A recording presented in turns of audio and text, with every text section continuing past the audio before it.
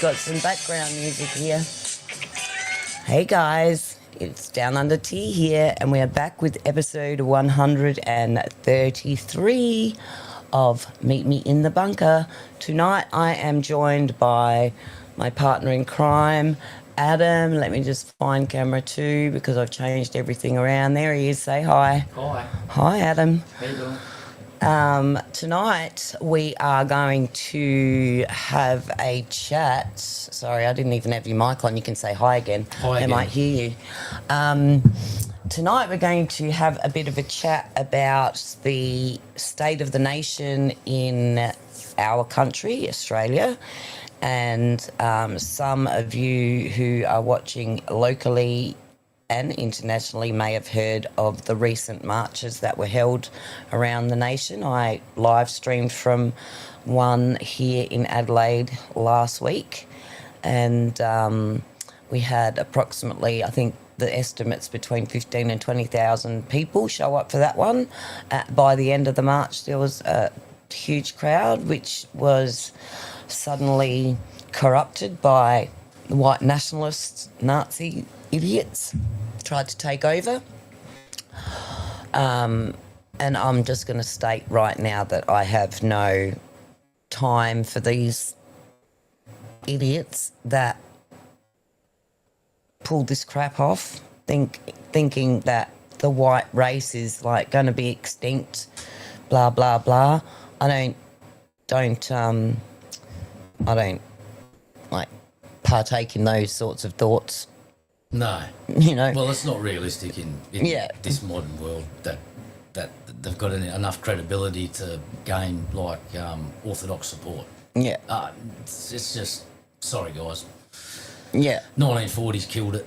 Yeah, that's right. And You can blame your idol for the reason that nobody wants to have anything to do with you. Yeah, and it downgrades and sort of desecrates the mainstream conservative views, and that's a real shame. And more of a shame is that Australia's current leadership has focused on that to tar the majority that did attend with those views and beliefs. 100%. Yeah, and it's disgraceful. It is disgraceful that they've used that as a lever to better their position on a topic that they are just wanting to avoid, because it's real people saying real things about how they feel and about how they feel about the way they're running our country. To be honest, the top end of Australian government on both sides of the major spectrum needs a major shake-up. After today's events especially, I've just been having a look at what's happened with Jacinta Price and comments she made.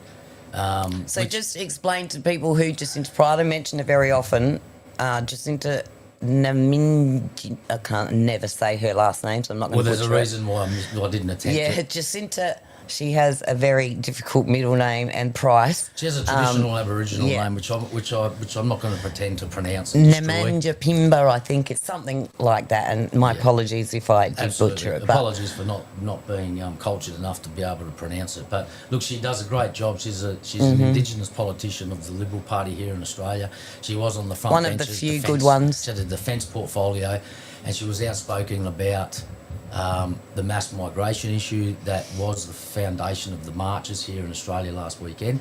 Her topic and her point that got her into some hot water were around Indian migrants in Australia, and some poll results that indicated that around 85% of the total Indian voting population in this country lean towards the Australian Labor Party. Now, when poked and prodded, I guess, or inquiries were made with the Indian community about why they do vote that way. Their, I guess, fundamental and like ground level response was, oh, the Liberal Party don't like us. Right, so Jacinta Price made comments around they do have a large voting population in this country that lean toward Labor, and it's in Labor's best interest that they foster and harbour and maintain and grow that support base through immigration policy. Now, for that, her leader, Susan Ley, The Liberal leader, the Liberal which is our leader, Conservative has Party, removed her from the front bench and she's now on the back bench. It's as punishment pretty for much. speaking out. Yeah. Now there was a bit more to the story, and there always is. I mean, there's always. I think what they say. There's three sides to the story. There's the person's story. There's the truth, and then there's what really happened. Yeah. So politics is a game. Let's face it. And Jacinta played her role, and the Liberal leadership have played theirs. And look, for me personally, they're done. For me, I'm major party. I'm done with both major It's parties. such a shame because all the women that have been granted the opportunity to represent their country in some way, shape or form as leadership, I'm talking about. So Julia Gillard, this Susan Leahy, what was the other one that was under, they wanted her to take over from Scotty Morrison, but she said, no, I'm not getting involved in that shit. She was the... I've forgotten her name. Blondie, Yeah, can't think of her name. I get her confused with another woman who's Yeah. currently very supportive of what Jacinta Price and Conservative Australia stands for. Her name escapes me. Us as well. The two of them, to me, are very similar Yeah. in appearance, and I get them confused. Yeah, but so that's the way that it's not just a United States thing or It's got nothing to do with it. like a United Kingdom political hatchet job like you see over. It consists throughout all modern politics these days. It did do one thing, though, the debacle and fiasco of late, is it prompted me to read this. Well, I prompted you to Well, read Elizabeth prompted me to read this, and it is actually Australia's constitution with overview and notes by the Australian government solicitor. So I'm not going to bore you to tears reading it to you right now, but for those of you that are interested in it, get yourself a copy, have a look. It's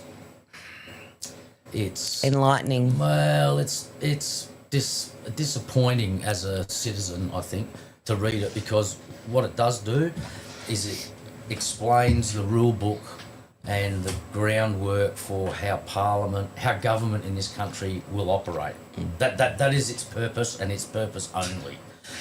There is one section and one section only, which refers to what it means for citizens or residents, and it's a very small blurb, and it goes around in a big circle, nothing. and it really doesn't mean anything. And it is section 117 from memory. Yes. Anyway, Just read it. It's very short. Read it. You might as well read it. Well, I might as well read it. So we'll put it in perspective. This is the only section after he read it, as I explained to him, he will find any mention of the word residence in regarding our right to anything within that constitution. And it does Constitution. And it does pertain specifically to rights of residents in states. And it reads as follows, section 117. Rights of residents in states. A subject of the Queen, resident in any state, shall not be subject in any other state to any disability or discrimination which would not be equally applicable to him if he were a subject of the Queen resident in such other state. So basically it just means you've got the same rights in one state As you do in another state or territory that under the Queen, and under the Queen, as it explains in the notes of the Constitution, as the realms change, the writing would change. So now that would read the King. Yeah. Right? But so if you were to get a modern day copy of that, that would read the King. I downloaded that a long time before the Queen died, so it still references the Queen. But that's the only part. Yeah.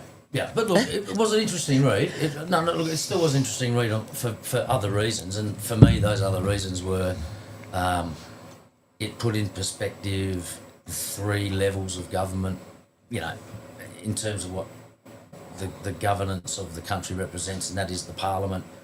Oh, no, I've just forgotten the judiciary and the executive Branch. They're the three main chunks of what it is. But like I say, I won't bore you to tears, but it certainly isn't an outline like dossier of what life in Australia for people means.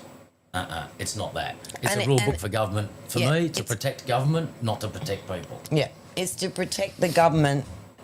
It's to protect the Commonwealth against uprisings from the people, and basically covers the government whatever means necessary to tamp it down. Well, yeah, maybe. Because there is no mention of free speech. There is no mention of your right to religion. There is no mention any of that. There is a mention of right to religion in here. But not. There is. Yeah, but not in the way that you would expect it to, like based in Christian, as they call it, Christian Judeo values. No. Right, it's the right to religion. Holistically. Yeah. Religion. But where does it say that we have to bow to anyone else's religion? Well, where does it say that the government is going to force us to These certainly bow? are the things that won't say. That's well. Yeah. It says it in the American Constitution. It says that anything that's like deemed a danger to the government, like danger to the people. Well, I will attempt to find it. Gives them to let you know what it says. But the right to bear arms. I'm not going to go. Well, it certainly doesn't say things like that. No, we've never had the right to bear arms. I don't think ever. We don't have a Bill of Rights for the residents or citizens of this country. That's right. We do not. It just you can make comparisons all day, but there's nothing to compare because we don't have what they have. Mm-hmm. And keep in mind, we were born around about the same time. One interesting thing I did note through the reading of the Constitution was that Australia was federated in 1901. There's a bit of a front end to this whole document that gives you some explanatory notes about the history and the background to the Constitution and so on and so forth. And when I read this, what became apparent was that it was New South Wales, Victoria, Queensland, South Australia. That's it. There was no mention of Western Australia having agreed to the Constitution at the time of Federation. So I thought that was interesting. Obviously, they've became part of, but this didn't go on to because tell me when, state, and I haven't researched when. But I think you'll find that the borders were a lot different when that was written. Hang on. Yeah, sorry, I thought I found a little bit here, but it actually, the bit I'm reading now does mention Western Australia, but there's quite a few references in here that talk about things with Western Australia omitted. And the way it read was that, they're going to agree to it, they just haven't yet. At the time that this document was done. This is a recent document, like a recent download. When was it printed? Should say a print date on it. I do not know. Sorry? Say on the back or down the bottom or? No, it didn't say at the top or the bottom anywhere. I thought I might see it that jumped out at me, but it doesn't say. I'm sure it may somewhere. The Commonwealth of Australia Constitution Act.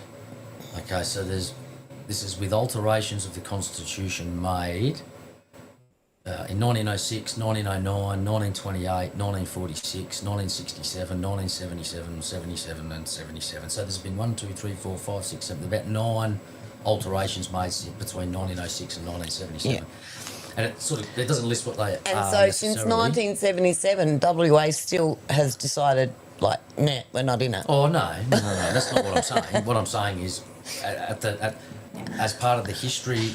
at the time of the original writings. The overview of the Constitution that I've got in front of me here, it makes reference to Western Australia not quite being on board or have in agreement at the time in 1890. Okay, so the Constitution was drafted at a series of conventions held during the 1890s and attended by representatives of the colonies. So Australia was was a make-up of separate Yeah, colonies at that time. Yeah. Before Constitution came Hence into colonisation. effect, yeah, its terms were approved with one small exception. Now, this is what didn't make sense to me after saying what I just said, because it mentions Western Australia, but this is what it reads in this section. Before the Constitution came into effect, its terms were approved, with one small exception, by the people of New South Wales, Victoria, Queensland, West Australia, South Australia and Tasmania. It doesn't say what the exception is, it just says with one small exception, and it lists those five states, 1, 2, 3, 4, 6 states. The Australian Constitution was then passed as part of a British Act of Parliament in 1900 and took effect on the 1st of January 1901. The British Act was necessary because before 1901, Australia was a collection of 6 self-governing British colonies, and ultimate power over those rested with the British Parliament. In reality, however, the Constitution is a document which was conceived by Australians, drafted by Australians and approved by Australians. And it goes on and on and on and on and on and on and on. And like I say, we're not here to go through that right now. But it was an interesting read, and at a time when there's a fair amount of disapproval of current government and big government in general, I just thought it was interesting for me to have a look at that the other day and quickly touch on it now. So Yeah, well, no, I'm glad that you did, because I've been pestering you for a long time to pester me. have a read about it, because of my exact statements was it's a device to protect the government, not to protect the people. Well, I don't see it as a protect the government document. I see it as that's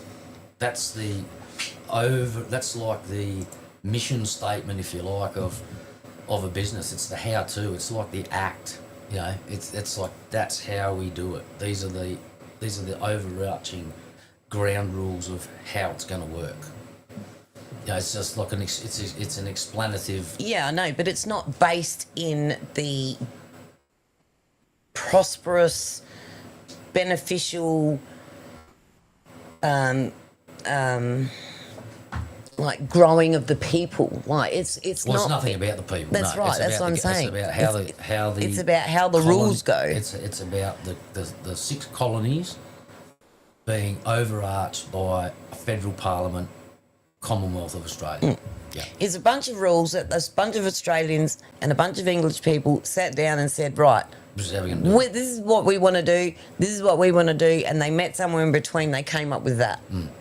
So it's but it was never designed, because back then, when they did design it, those people were the elites, as you would call them. Well, that's and the always the 90% way. of the population was still convicts. You know what I mean? Would have still been convicts. Yeah. So this was just a way of the Crown keeping control over its land.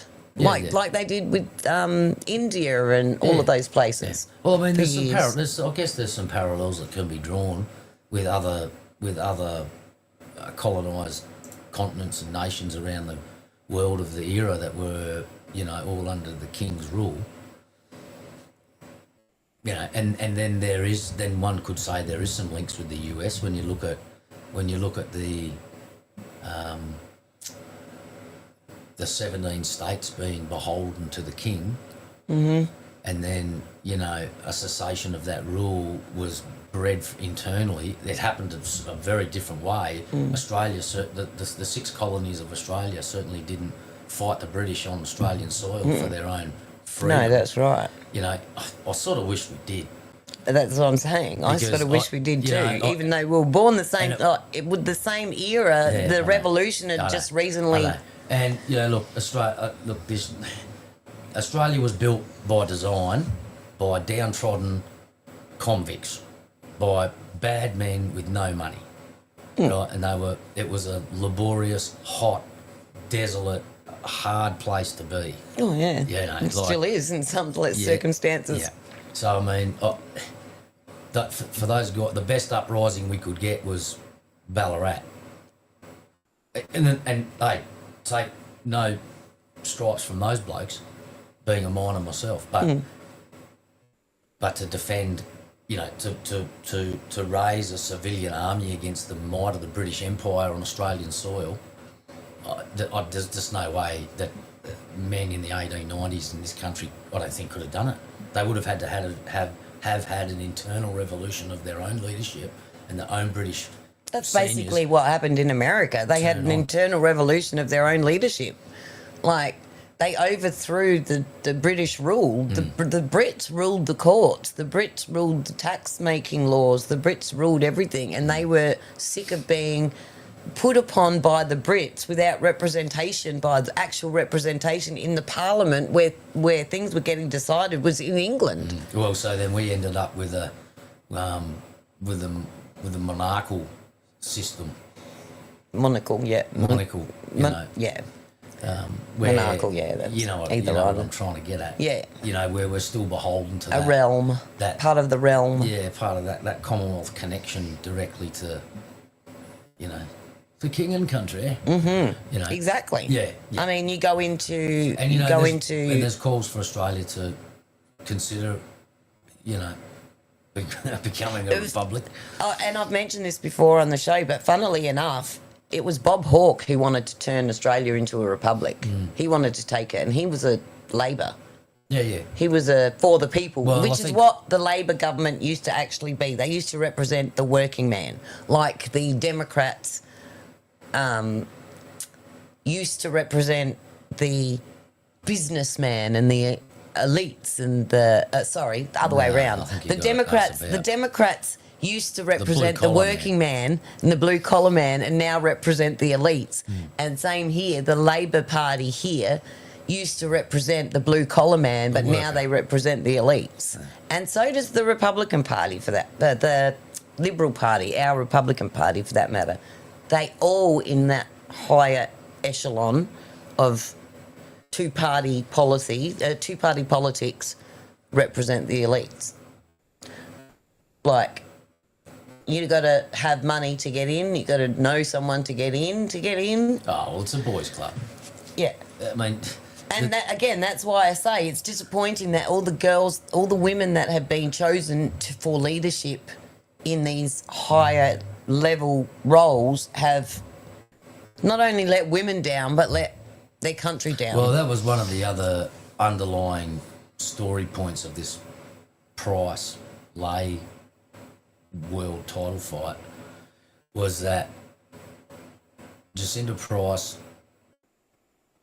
made a point of how women in the Liberal Party are treated and not supported when they're treated badly or spoken to badly or berated or belittled or threatened. And that was one part of the truth, the lie, and what really happened, right? Of it, when she called for a colleague to apologise to her and her staff for the way that they were allegedly treated. Now, he just denied that it even happened. And I have no reason to doubt that Jacinta Price is making any of that up. She's, as far as I can see, she's probably been one of the straightest shooters for quite some time. And whether you like the Australian Liberal Party or not, if you look at personal performance holistically, she has had nothing to lose. She's a First Nations woman in a high-profile position, and she seems to speak honestly and like at a grassroots level. Yeah, she doesn't. You know? She's not a one-eyed. She's not a one-eyed Indigenous representative of Australia. So. No, she's I think she's been doing a pretty good job. She's a people's representative of Australia. Not skin colour does not concern her when it comes to policy. No, she was for Australia. Very level-headed around that voice referendum. Yeah. Which again, this current. Yeah, well, we knew he'd try it again if he got re-elected. Well, I'm not even talking about trying again. It's not even a point of trying again. It's trying it the first time when he could so badly misjudge the read of his own people. He's got no idea. Oh, don't get me going. I know. He's got no idea. He's so bad. I heard someone say today that he's the worst Prime Minister this country's ever had. I would say he's our Biden. And you know what? Yeah. think the same. I just, and you know what? We put all this effort and energy into the criticisms of the top brass, but you know, I don't think it matters who's there. You're never going to keep everybody happy, and we all know that, right? Because you just can't keep everyone satisfied. You've only got one body of people that you need to keep satisfied, and that's the people that vote for you. You need to keep them satisfied if you want to stay in power. Well, this is part of the problem.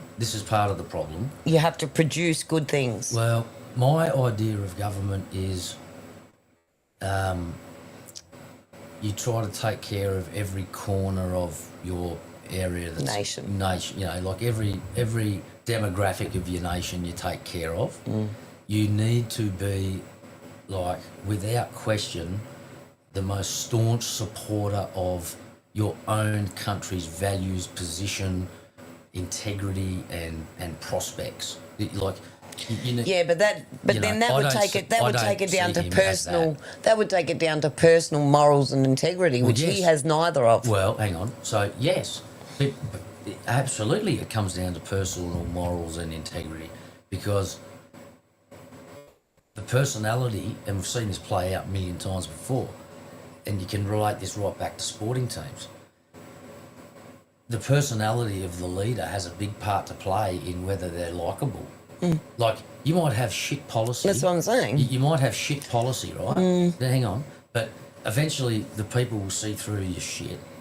But if they actually like you or what they think you represent, they're going to have, like, a soft spot.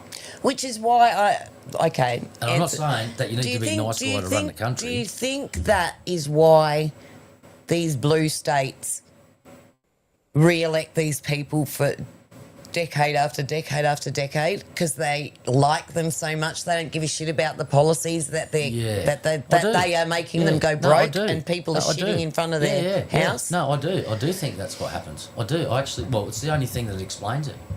Because So for 30 years, these people haven't seen the light yet. Is that what you're saying?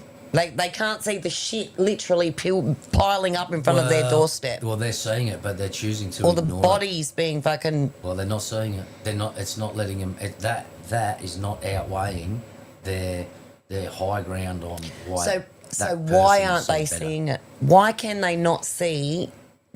I don't understand. How do you not see the shit that you have to dodge out front of your gate when you go to work in the morning or catch the bus? I don't know. How do you not see I'm not sure. the difference in the cost of a bunch of grapes 2 years ago or 5 years ago compared to 2 years ago and then compared to today? Do you know what I mean? Yeah, I know. Well, when you put those facts in front of people that can't see it, they still don't believe you. You know what I mean? I just don't understand how middle income people can't see it. How even just between one of the problems in rich this country, and middle income. So one of the biggest reasons in this country, and this is my opinion only, is that, now someone correct me if I'm wrong, but I think I'm pretty right, 44% of our taxation dollars goes to welfare. Half the country's main income in Australia, half of the country's primary source of income in this country comes from handouts from blokes like me. And I think if you divide those statistics, you'll find that it's almost a 50-50 split between pensions, like people that are aged out. Well, I don't know the demographic breakup. No, but that's what I'm saying. I think you'll find that the stats are almost 50-50 for those that have aged out, which they deserve their fucking pension, let's be honest. Or their ordinary pension. Whatever pension. They deserve a pension. Yeah. Because they've worked hard, they paid their taxes, they've done all the right things, and now it's time for them to relax and enjoy their golden years. Well, that's what. But the other 50% are just... Well, they're all sorts. A lot of them are just dumbasses that don't want to work, that find it easier to... I mean, you see it all the time. You see people say, it's easier for me to stay home than to... Exactly, right. So we've made it that way. That's right. Now, how have we made it that way? By allowing policymakers to be like, so if you say it's okay. Progressive. Yeah. If all of a sudden, like you had this idea of making driveways out of that stuff that the playgrounds are made out of. You know, so when the kids fall off the swings, they don't bounce off the concrete; they bounce off that other rubber stuff. Recycled So they tyres. don't bounce off the concrete. So if we start putting driveways out made out of that rubber stuff for like a year, everyone's going to go, "What a stupid idea!" because it's just stupid. But then after 5 years, every second house in every street's got one. It becomes normal. You know, so if the government says, "Oh, what a great idea! Let's recycle all these tyres and we can give everyone a rubber driveway," right? So then that becomes normal. All of a sudden, it's normal. The welfare payment system, the social security system in this country, whereby if you stub your toe, fall over, and you can't work, it's okay, mate. We're going to cover lunch tomorrow, sort of thing. You know what I mean? Like we've got young, well, I call them young adults, children. If they weren't still under our wing, but that's what I'm saying. Without, that's what I'm saying. Give me a break. The poor kid can't get a fucking job in this economy. No. He can't afford to leave home. Hang on. Let me just say. Out one person. I know. People But what I was going to say was, it is so easy for them to get the welfare. That's the what I'm qualifier driving at. for my son is he has to be out on the street to qualify for welfare because we earn too much. But then the other and he thing, lives with us. But then the other thing is, as you grow older and older and get older, like I'm trying to think if I know people. I'm sure I do. I don't know a lot of people anymore. Not on Dole. But no, that's not what I was going to say. Oh. Getting some form of something. A subsidy for this, a single mum's everybody benefit does. for that, a rent assistance for Okay, this. so pretty much everybody what do does. I get? So I get fuck all. I get an alarm clock at 3 o'clock every morning. no, Get out of I bed. know you and me don't anymore. But when we had I never the took young, a lick of anything. yes, we did. I never took nothing. No, yes, we did, love. It was automatically given to us. Family tax benefit part A, family tax benefit part B. So what did we get? Baby bonuses. We Hang got on. all of those Yeah, things. Okay, so what did we get? We got baby bonuses. I got retract baby those bonus for. I got a baby bonus for Mackenzie and Aiden. I can't remember if I got one for Calliope. I think it might have been like $2,000 or something like that. I do remember this family tax part A, B business. And I that never still understood happens now. Used to be called child endowment. Child endowment's different. Yeah. But, Child endowment is. okay, well, so when I was a boy, I think my mother used to get that, a child endowment payment. Yes, but not as a single mother. She would get that anyway. My mum used to get that. And it was like $5 a fortnight. Oh, so here I go. So this is my whole point. We've generationally. Okay, so I'm talking about when my mother was younger than us, and I was like the boy's age. She was getting government money. I know, help but with the I know, it's built into Australian way that you're gonna get a lick of the ice cream. But it was, but you've got to necessarily need understand. it. Back then, they were giving away $2.50 to mothers a week. Yeah, I know. But I know, per child. Yeah, I know. Now the Now it's out of country's country's generating billions of dollars, and instead of like, well, is it? Instead. You know what I'm saying. The country in itself is generating billions of dollars. Borrowing As you trillions. said, of the money that's coming in from tax, billions of dollars in tax. Yeah. As the money that's coming in from tax, They're doing 44% of it's going to this welfare part. This welfare right? country. But that's because they've allowed it to increase gradually, like you say. Okay. Only X amount of people would have even qualified it for it way back in. Now, There was no such thing as a single parent payment when my mother was like being treated like shit by my father years ago. We'll get into She family wouldn't have been history, but she wouldn't have been able. There wouldn't have been anywhere if a family member wouldn't take her in. She wouldn't have anywhere to go. Well, what my point is there's a massive welfare, like I'll say problem, but expectance here in this country. We have this. We give. We're so generous. Like that's what we are. And the thing is, we all hate it. But on the same breath, and a lot of people I know say, this is fucked. But at least you know if you're in the shit, you can get a bit of help. Well, you know what? Don't get in the shit. Well, not just don't get in the shit. It's hard to say don't get in the shit because things happen. Okay, let me just run this past you, right? When the our kids were young, we were getting that money, and it was like there, right? It was you could take it, you could not take it. You didn't have to take it. You didn't have to sign up. You didn't have to claim it in your tax, right? But it always helped. Now, I think what we've done I was like, here's a pack of Tim Tams, but you don't have to have well, one. well, I think what we've done is we've made it easy to get on the welfare, Hard to get but off hard it. to get off. All right, and now this leads me into the next bit. So we have this massive welfare it's a known welfare system. Mm-hmm. Now you flood that with a heap of people that come here that are going to be eligible for it too. Exactly.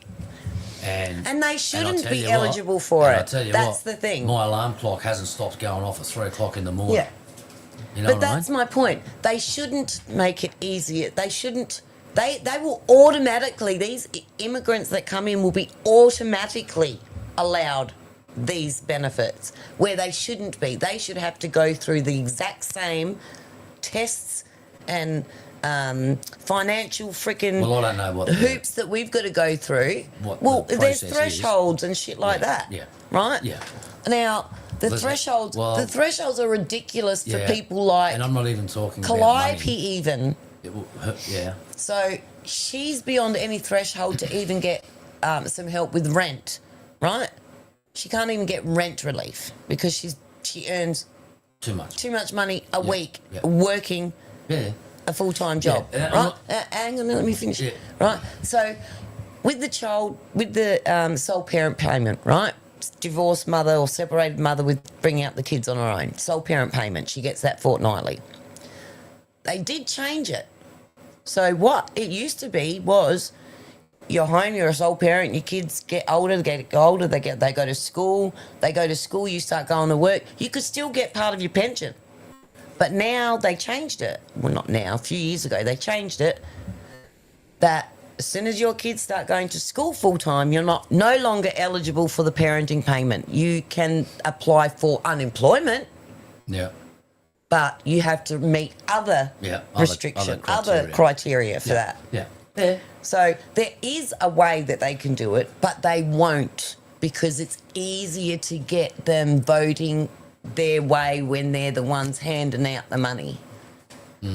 So, like they say, you keep handing out free money, they're going to vote for you. Oh yeah, and this is what happens, and I think you saw this happen with your border invasions in the US. You got all these people coming in, giving everything, giving a 5-star, and the same thing happened in England. You get given all this cool shit, and you go, oh wow, how good's the boss of this joint? Oh, I'm going to support that person for as long as I can allowed to be here because they're giving me all this shit. Well, the same things happen in Australia now, and that's the point. Well, that's the thing that recently come up with Price, and it wasn't just her opinion. She followed the results of a poll. Yeah, Con's poll. Yeah. That indicated that, and when they were asked why, because you don't like us. They like us more than you, so we're going with them. It's fucking, I mean, that's just human nature. Like, you don't go hanging out with people you don't like because you don't fucking like them. But really, they don't like the Indians. They only like their vote. Oh, I don't so know. they pander to them. I don't know about that, but they like their vote, certainly. They pander to whoever they want to vote for them. That's what I'm saying. Well, I'd imagine whether they it be with incentives, bonuses, money, whatever. Yeah. Well, I've got no issues with any of it. I really don't. There's a handful of it, and it's like anything. I mean, you can have really good and really shit of anyone. Like, some days I get out of bed and I should go back to it and get out the other side. You know what I mean? So there's bad people in good groups. Yeah. Everywhere you turn. Agreed. But the one thing that's happening here in this big debate and this undercurrent of unhappiness at the moment in this country is the management of the country. And I think that's the best way to put it. Right? It's not. It's not massive. No confidence. The mass immigration is a contributing factor to heaps of other things that people are unhappy about. It's the downward pressure that puts on life and society as we know it. When we look at rents, housing, the affordability of the cost of living pressures that is on everybody, fuel, tyres, food, bread, meat, chicken, fuck. Like, just, you name, pick one thing. Yeah. You know, the overreaching tax that this country has on everything that's not even tangible, they're talking about taxing it. Yeah. The steam that comes from my coffee. Well, I mean, the tax spare room tax is an idea from the Biden administration. Oh, look, they've been throwing that around. Inheritance taxes, UK have death been taxes, talking about it. Yeah. Tax on unrealised gains, Yeah. all this stuff. Yeah. You know, this Division 293, like, there is fuck all incentive to pursue a high-end, like, financially secure, like, affluent lifestyle. You are kicked in the dick time and time again in this country for digging the deepest hole to stack the most cash. But that's not to say that it's not possible for you to live that lifestyle. If you have good planning, you have good work ethic, you have a good support system. Well, the advice from me is, if you want to do that in this country, be prepared to pay tax. Now, you go to these conferences and everyone sits around and goes, how much money did you make this year? Did you make $1 million? Or who paid $1 million in tax? And who wants to pay $1 million? Who wants to pay $1 million in tax? Who wants to pay $1 million in tax? Of course, everyone shakes their head and almost vomits in the floor. And then they tell you how good life is when you pay $1 million tax. And they say, now who wants to pay $1 million tax? And everyone's both arms go up in the air. I'm telling you, that is the mantra for Australia. Tax. That's how Australia functions. It functions on taxing and immigration. Taxing and when 44 resources. cents in every tax dollar that they'll take from you in this country goes to give it to someone else, that's why it's so heavily fucking taxed. Tell them about Japan and the gas. Well, I don't know about Japan. And fuck. Well, this is how good Japan is. Poor bastard, he had to walk out. You know, he got a vote of no con and he's gone. Their PM stood down yesterday. Yeah, they had other troubles as well. Well, yeah, but it was, and you know what they were? Exactly the same things we're talking about here in Australia. Yeah. Exactly the same troubles. Economic shit. People are pissed off. They want him gone. Same as this Albanese clown. People want him gone. People on the 6th hour or the 8th hour of that March or May election. May election. They called it at 8 o'clock at night. Yeah. And there was, you know what, and I know there's some people that we know that probably did vote in that way, and that's fine. But the majority of people I know and associate and work with couldn't freaking believe that they won that show. No. Could not believe I still that they don't. got up. I don't believe it. Right. I'm calling a stolen election. And they just couldn't believe it. And I can tell you, like, the overwhelming mood is... It's like Washington. He's an idiot. He's a dead set idiot. And all of the shit that they stand for, this net zero, and okay, Japan. You asked me about Japan. So what Elizabeth's talking to me about is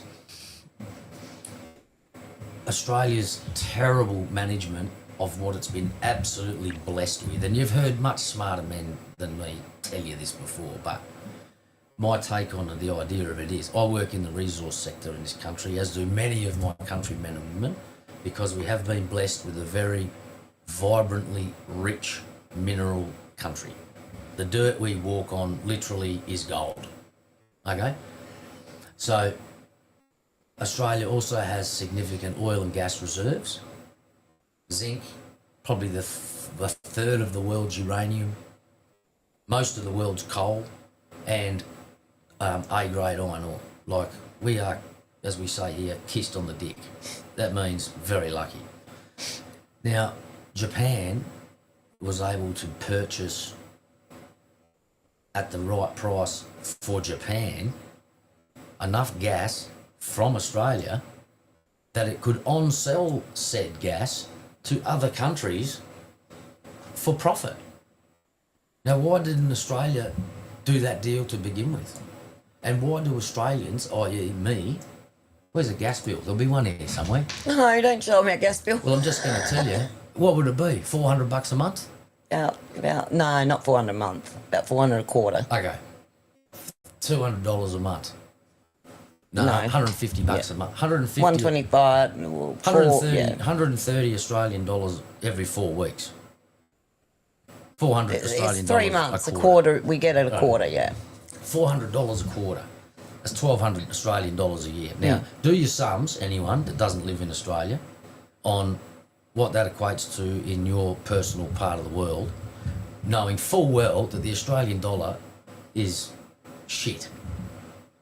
It is the worst currency in the world for Australians to go anywhere except a third world Asian holiday resort. I'm telling you, because I've been to the places, and I love the places I go, mind you, but our dollar's worth nothing. They cost us a fucking arm and a leg, literally. Yeah. And tax when you're down here, right? Where was I? Resources. Australia looks after the big resource people in the country. The best the resource people in the country can do for the people of the country is give us really well-paying jobs so that we can afford heaps of fucking tax. Why doesn't the government impose a bit more duty on the resource that the big companies don't own, mind you? They own the rights to mine it. They don't own it. Like, they don't own the paper that this is written on, right? They own the business to dig it, to mine it, and it costs a squillion bucks. It costs a lot of money and a lot of risk. So, granted and gratis, they make plenty of money. You take the risk, you get the reward. But the government should be getting a reward too. A reward that can minimise our tax to fund the handouts. We've got enough of it to go on and on and on and on and on and on and on and on and on. And I'll tell you this 100%.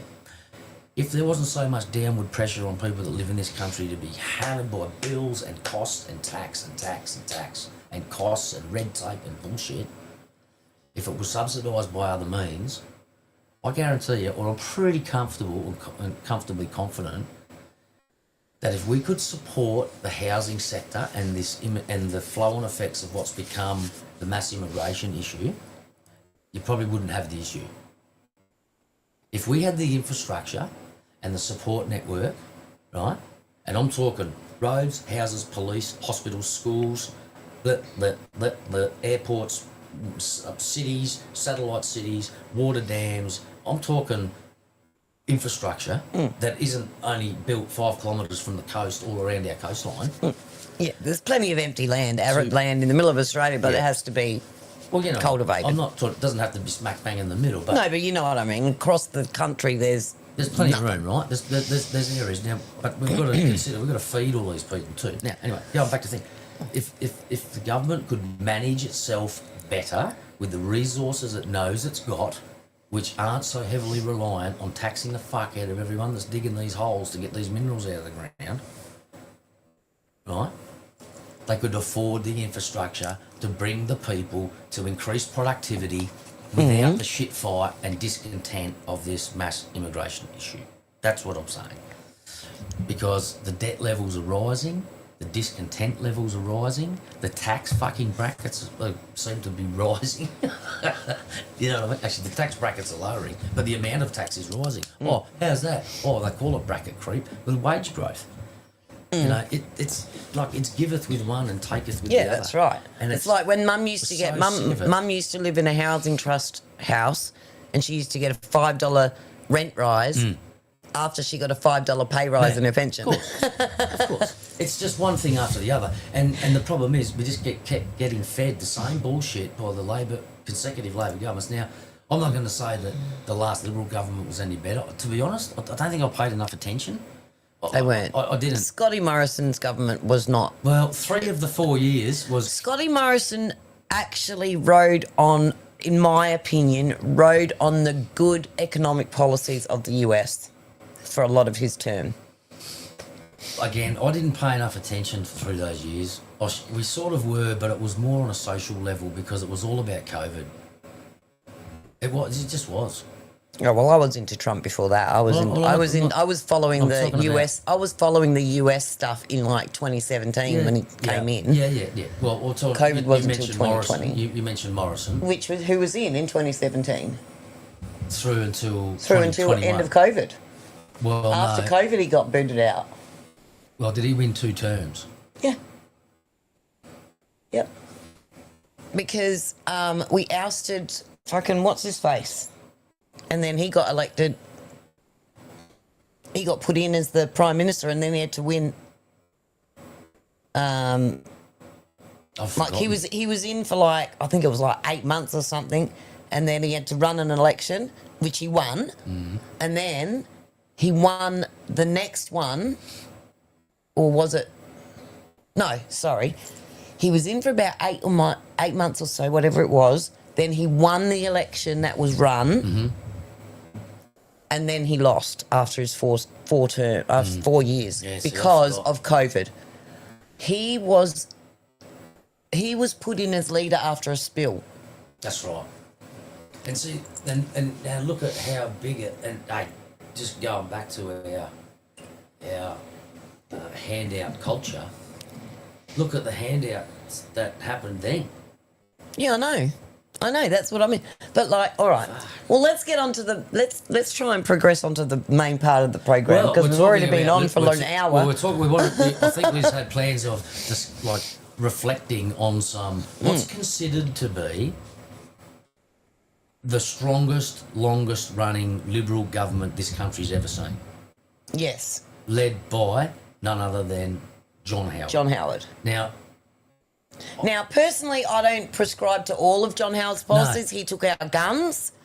He put a lot of restrictions on dealings with Chinese, like not restrictions, regulations on Chinese and the gas dealings with them and all of the shit that we buy and sell to them at no cost or low cost, and we buy back for twice the cost.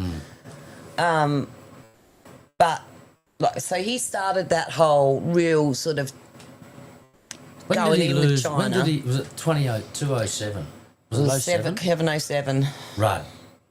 Kevin 07, yeah. Kevin Rudd 07. He was no good either. But anyway, he would be, and like him or not, or the party line or not, I'll say I do like him and did a lot because I lived as a younger man through a decade of what I considered to be a prosperous time. And I think that's what I took from that era of what I knew our country to be. Where was I? I was up the bush already working. I was able to afford our first house in that era, weren't we? Well, late 90s. I don't want to throw you under the bus, but remember when we applied and I didn't apply because I was bankrupt here in South Australia, so I didn't apply. Then when you applied, they said, we need somebody else. Yeah. And I joined on. Yeah. And that's when we got it. Well, and we had a $2,000... $2,400. Cashback thing. Well, that went towards... Whatever it was called. Bonus. What that was called was the first home buyers, that's right. And what that did was that covered the stamp duty and the fees. Yeah. And we bought our first house with $2,000 that we'd saved in about 2 months. And that got us going.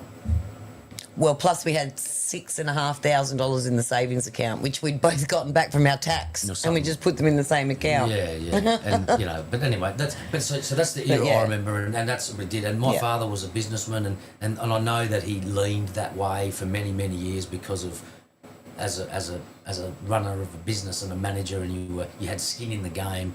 Government policy really helped you negotiate your business to be successful or not, and work out the ways. They were out of your life. That's what I thought anyway.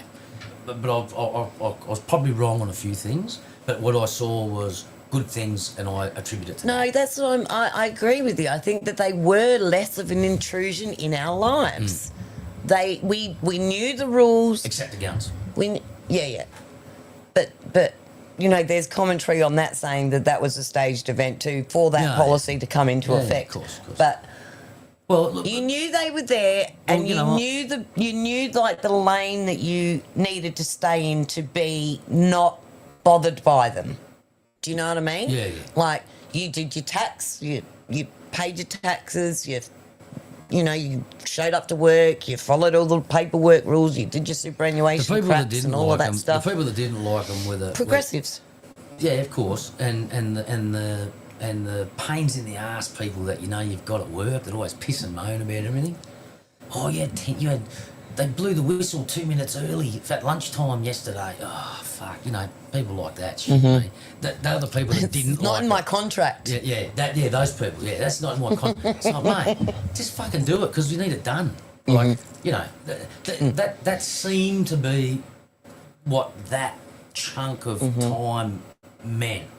To just hook in, fucking, if you get it done. Well, if you want to relate that to what happened on that train the other day with that young girl, it's like it was not in their contract to stop the bleeding on that girl's neck. No, they did not have. That was disgusting. Do you know what I mean? Oh, that was but we're going to get into that after the end of this. Yeah, let's have a look at some of what this old statesman of Australian politics has got to say. Like him or loathe him, the party or him, I don't care. He does have some good things to say. He is an elder statesman. And let's watch it with the mindset of hindsight is always 2020. Yeah. Do you know what I mean? Yeah. So I think in this golden years of his, he's actually reflects on some of his policies that could have been done Put it this better. way, every time John Howard speaks, I'll be happy to sit and listen, even if I didn't like him. But I do. I'm getting a drink of water. All right, well, let's put this on. I've got it on 1.2 speed, so it's going to zoom through a little bit quicker, and then we'll see you on the other side to talk about the other couple of things that we've got to talk about, and then we're going. Okay, see you guys. John, thanks for joining us. Always a pleasure. Thanks. Well, we've got an election coming up in Australia, and I personally think it's a very important one, and if we get it wrong, this is a bad time to get it wrong. So I wanted to get your feelings as an elder statesman, perhaps, the elder statesman now really in the country, if I can put it that way. You can look back a long way. Churchill said, if you want to understand the future, you look to the past. The more you understand the past, the more you'll be able to... And you've written authoritatively over the generations, which go back a long way now that you've been active. You actually were born just before the Second World War. I was born 6 weeks before Second World War broke out. And then after the war, which had secured victory for the Allies against terrible forces for evil, you had tremendous leadership giving us the global architecture that Australia's enjoyed being part of ever since. You stop and think about it, the liberal global order, some people call it, where trade expanded, cooperation expanded, the Americans helped rebuild Europe. They were very enlightened in Japan, and now it's become one of our greatest allies. Think of the great names internationally. Churchill's an obvious one, but Roosevelt, Truman, Marshall, Lord Ellenbrook, even arguably you could say on Eleanor Roosevelt playing a great role on a global stage. And it's been very durable. But in recent times, those victors from the Second World War that have set it up, the great lead nations, America, Britain particularly, have really lost their way. America's lost authority. It no longer dominates the way it did. Britain is in deep trouble. Think of our other like countries, Canada, rapidly slipping living standards. It's been, as they say, very woke for a long time, political turmoil. Even New Zealand, the exodus out of New Zealand, under the sort of popular progressive leadership that we've seen, the West is looking very weak. And that's created a vacuum where bad actors have made the world a very unsafe place. Why are we so indolent in Australia about defence, about security, supply chain security, even cyber security? Why don't we get it?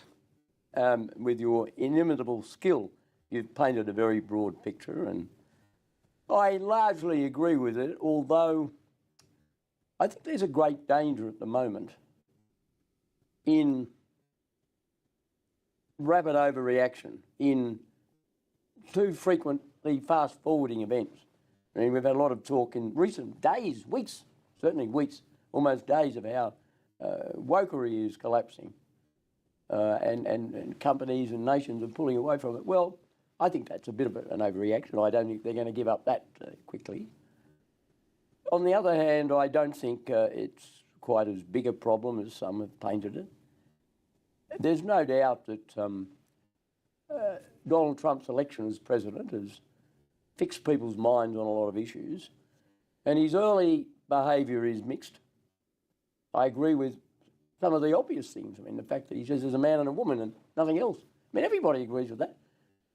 And we've been too timid to say it. On the other hand, I deplore the fact that he wouldn't leave the field when the umpire's finger went up, to use a Cricketing. expression. I think the West enjoyed a remarkable period of decades as a result of the post-war erection of the United Nations, the financial arrangements hammered out at Bretton Woods and by Keynes and his American counterparts, the international financial institutions, the fixed exchange rate arrangements, all of that obtained for about 30 years, and then there were a lot of shocks, the quadrupling of world oil prices, the departure of people from the fixed exchange rate, the floating of the American dollar. We never really managed the transition from that as well as we might have, although it was fairly chaotic. I don't know that in democracies you might have managed it any better. I think we saw in both Ronald Reagan and Margaret Thatcher two outstanding Western leaders who had a clear view that governments only had other people's money, and as Margaret Thatcher inevitably put it, the problem with the socialists is they eventually run out of other people's money to spend. And I think we suffered a lot from the leadership decline after both of them left the scene. They were both remarkable leaders, and they heavily influenced the rest of the Western world. And the fact that they almost, in their own time and according to their own lights and responding to their own separate demands, they replaced the wartime partnership of Churchill and Roosevelt. Different people. But I do think their departure left a gap. Perhaps it was unfair on some of their successors. You asked the question, why are we so indolent? I think indolence is, if that's the word you want to use, can always be found when you are transitioning or you are passing on from a period of great stability. And we should be careful not to forget how successful the experiment in free market globalism really was. There have been more people lifted out of poverty in the last 30 years than at any time since the Industrial Revolution. And that's been largely due to freer markets, expanded world trade. It's a tribute to globalisation. And I think we do ourselves a disservice in not both recognising that and also celebrating it. Now, the great changes, I suppose, of that 30-year period have been the decline of and disappearance of the Soviet Union as a world power. And you see the last desperate attempt through the brutal invasion of Ukraine, of Russia, to try and recover the past glory. And I draw a straight line from the Tsars through the Soviet period. Putin is not, he's an inheritor of that same stream. But what they are doing now is desperately bad for their own people and desperately bad for Europe. But you've also seen the rise of China and its replacement of the Soviet Union, so much so that the most contentious, difficult, significant bilateral relationship is that of America and China. How that will emerge, a lot depends on China's behaviour. I've just spent an hour talking to the Chinese ambassador about these very issues, and the Chinese are reluctant to accept that all the change that's happened has largely been at their behest.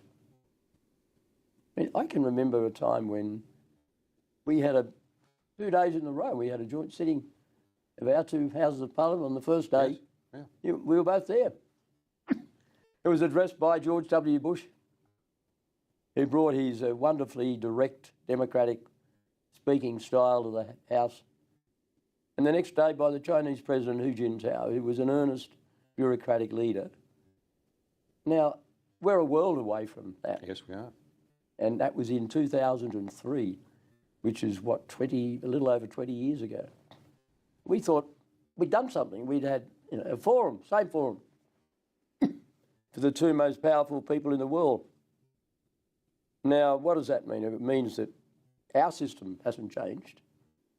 Neither has theirs. A big change has been the unwillingness of the present Chinese leadership to continue the we'll get on with you even though we have a different system of government attitude of Jiang Zemin and Hu Jintao. That's pretty significant. I think that relationship remains critical. And China under Jiang Zemin, Hu Jintao, Xi Jinping is a good reminder that the personality of world leaders does matter a great deal, because the three of them were all ardent communists. They'd all locked people up. They'd all persecuted and discriminated against people. The difference was that the first two, particularly Jiang Zemin, understood the need for peaceful cooperation. I remember Condi Rice saying to me once, you know, we talked about peaceful cooperation with the Russians. Why can't we have it with the Chinese? And of course, we both agreed at that time the Chinese didn't want it. I hope that we can, because there's nothing to be gained by going to war over Taiwan. There are a lot of good-intentioned people look at Taiwan and say, oh, look, it's a separate country. Why can't we treat it as such? Well, the reason we can't do that is that it would upset the Chinese. It's not worth upsetting the Chinese and all that entails just to achieve that debating point. I mean, the last poll I saw showed 68% of the people of Taiwan regarded themselves as Taiwanese, not as Chinese, as Taiwanese. Now, that's understandable. But they don't want to have a shooting war with mainland China. And if I were the Chinese military and was studying the maps of the Ukraine and what's happened there, I wouldn't want to fight with the Taiwanese either. I mean, what is there for China in subjugating Taiwan and then spending the next quarter of a century trying to keep this rebellious province in subjugation? Nothing to be gained by that. Those sort of wars of internal attrition are terribly debilitating. I mean, those of us who've studied Anglo-Irish history will understand that. Any civil war, because it's roughly analogous to a civil war. It is a civil war. They're the worst of all. The reason that I go here, in the context of talking about the election, is that these are very dangerous times. The first responsibility of the Commonwealth Government of Australia is the security of its people. And I can't work out why we are not more exercised about it, more concerned. Neil Ferguson, probably the world's most prominent economic historian, says he greatly fears the chances of a major war, that more than he does climate change impact in coming years. The government itself says these are the most dangerous times since the 1930s, and yet as you and I sit here, our defence capability is in decline, not being picked up. Further to that, it's very dear to my heart, our supply chain security has not been adequately addressed, frankly, by either side. We're supposed to have 90 days minimum fuel reserves. We've got around 21 days of diesel. ASPI tell me, I'm on the council of ASPI, the Australian Strategic Policy Initiative, their experts tell me that the economy would start to drive to a halt within days. Wouldn't mean necessarily as a result of war, just an interruption to the shipping channels. We've left ourselves so vulnerable. We have no Australian flagged international cargo vessels at all. It could be commandeered.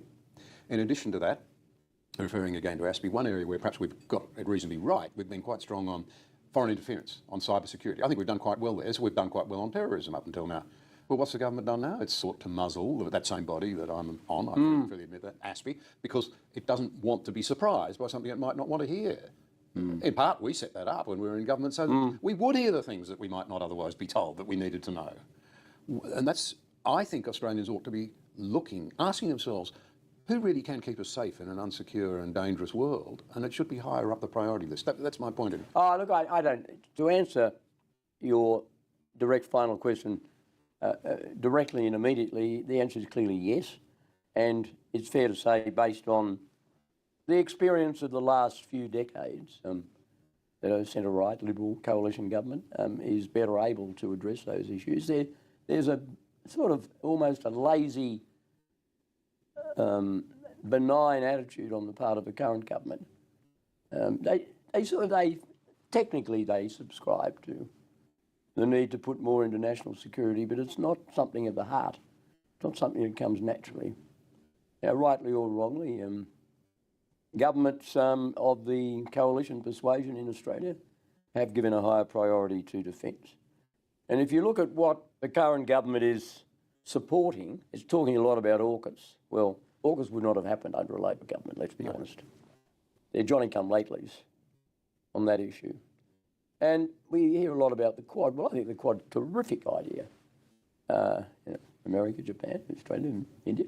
And it's great that at long last India has joined.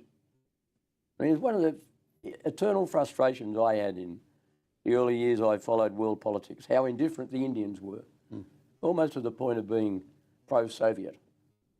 I remember once having a discussion with an Indian Prime Minister. He was then my counterpart. And he said to me in his very thoughtful way, he's a very reflective Sikh gentleman, wonderful man.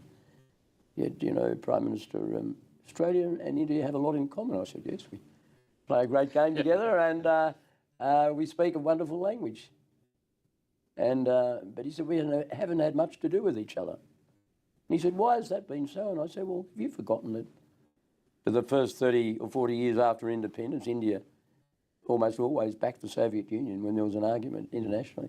And he thought for a while, he said, point taken. Yeah. And they did. Now, there were reasons, but you do tend to look at the world a bit in terms of who's in what team. And they were certainly not. And I put a great store on the fact that we've got India and Japan and Australia and as well as the United States. And so obviously the Quad. Well, I always thought the Quad came out of what was the Trilateral Security Dialogue. And that was a security dialogue between Japan and Australia and America. It had a meeting in Canberra at the time of the APEC meeting in 2007, which was the last significant meeting that your and my government hosted in Australia before we were given our marching orders. And we went. We did leave the field. Yes. We didn't like it, but we left it. The umpire ruled, and the umpire ruled, and we left. Yeah. And that's what you should in a democracy, which gets me to a real worry I do have about the new American president. I mean, nobody likes losing a political fight, particularly in a democracy. I mean, you don't go to jail, but you go to relevance oblivion. You don't like it. I didn't like having to ring Kevin Rudd, but I did. And I don't think Paul Keating liked losing to me. I mean, that's just the nature of politics. But it worries me that I do worry a lot about some of the things that the new president has done in relation to what used to be called the royal prerogative of mercy. I mean, gee, there's no royal that I know of that has exercised that prerogative in recent years quite as much as he did quite recently. But that's another matter. Well, it is an important one because it goes to the heart, I think. Well, it goes to the heart of character. And trust. Trust. And the Biden family have done it too. Oh, look, I'm not. So it encourages Americans to lose trust in the judiciary. And you know, will the law apply equally and fairly? Well, the rule of law is fundamental. And I've often said that one of the really clever things we Australians did was to take the good bits of our British inheritance but reject the bad bits. We took the rule of law, we took parliamentary democracy, we took a free press, but we rejected an aristocracy or class distinction. And we were quite clever in doing that because those things that were so valuable, such as the rule of law, it's fundamental. We do respect it. Our courts do. And we need to keep it that way. We need to keep it, well, you never say exactly because it's not perfect, but it by and large works and keeps the system going. And the orthodox doctrine is the people through the parliament make the laws, the courts interpret and enforce them. And we want to keep it that way. I'm afraid, with the best will in the world, and I admire so much about America, so much, but I don't admire the fact that the courts have become so politicised. And that happened before the election, it happened with, but you can't get away from the fact that people who were convicted of bashing police have been let out of jail. I find that very hard. Well, we would agree, I think. We found a better balance in Australia, and that's why it's so important that we keep it. We keep it in a dangerous world. So I suppose my plea would be, as voters, if anyone's listening, would be, please think carefully about who can best keep us safe in a very dangerous world. That's your first priority. Like it is. It's overwhelmingly. And one of the things that appeals to me, like This video was created by AI. With AI, you can create any visual you could imagine, even visuals of yourself. Might say, well, he would say that, wouldn't he?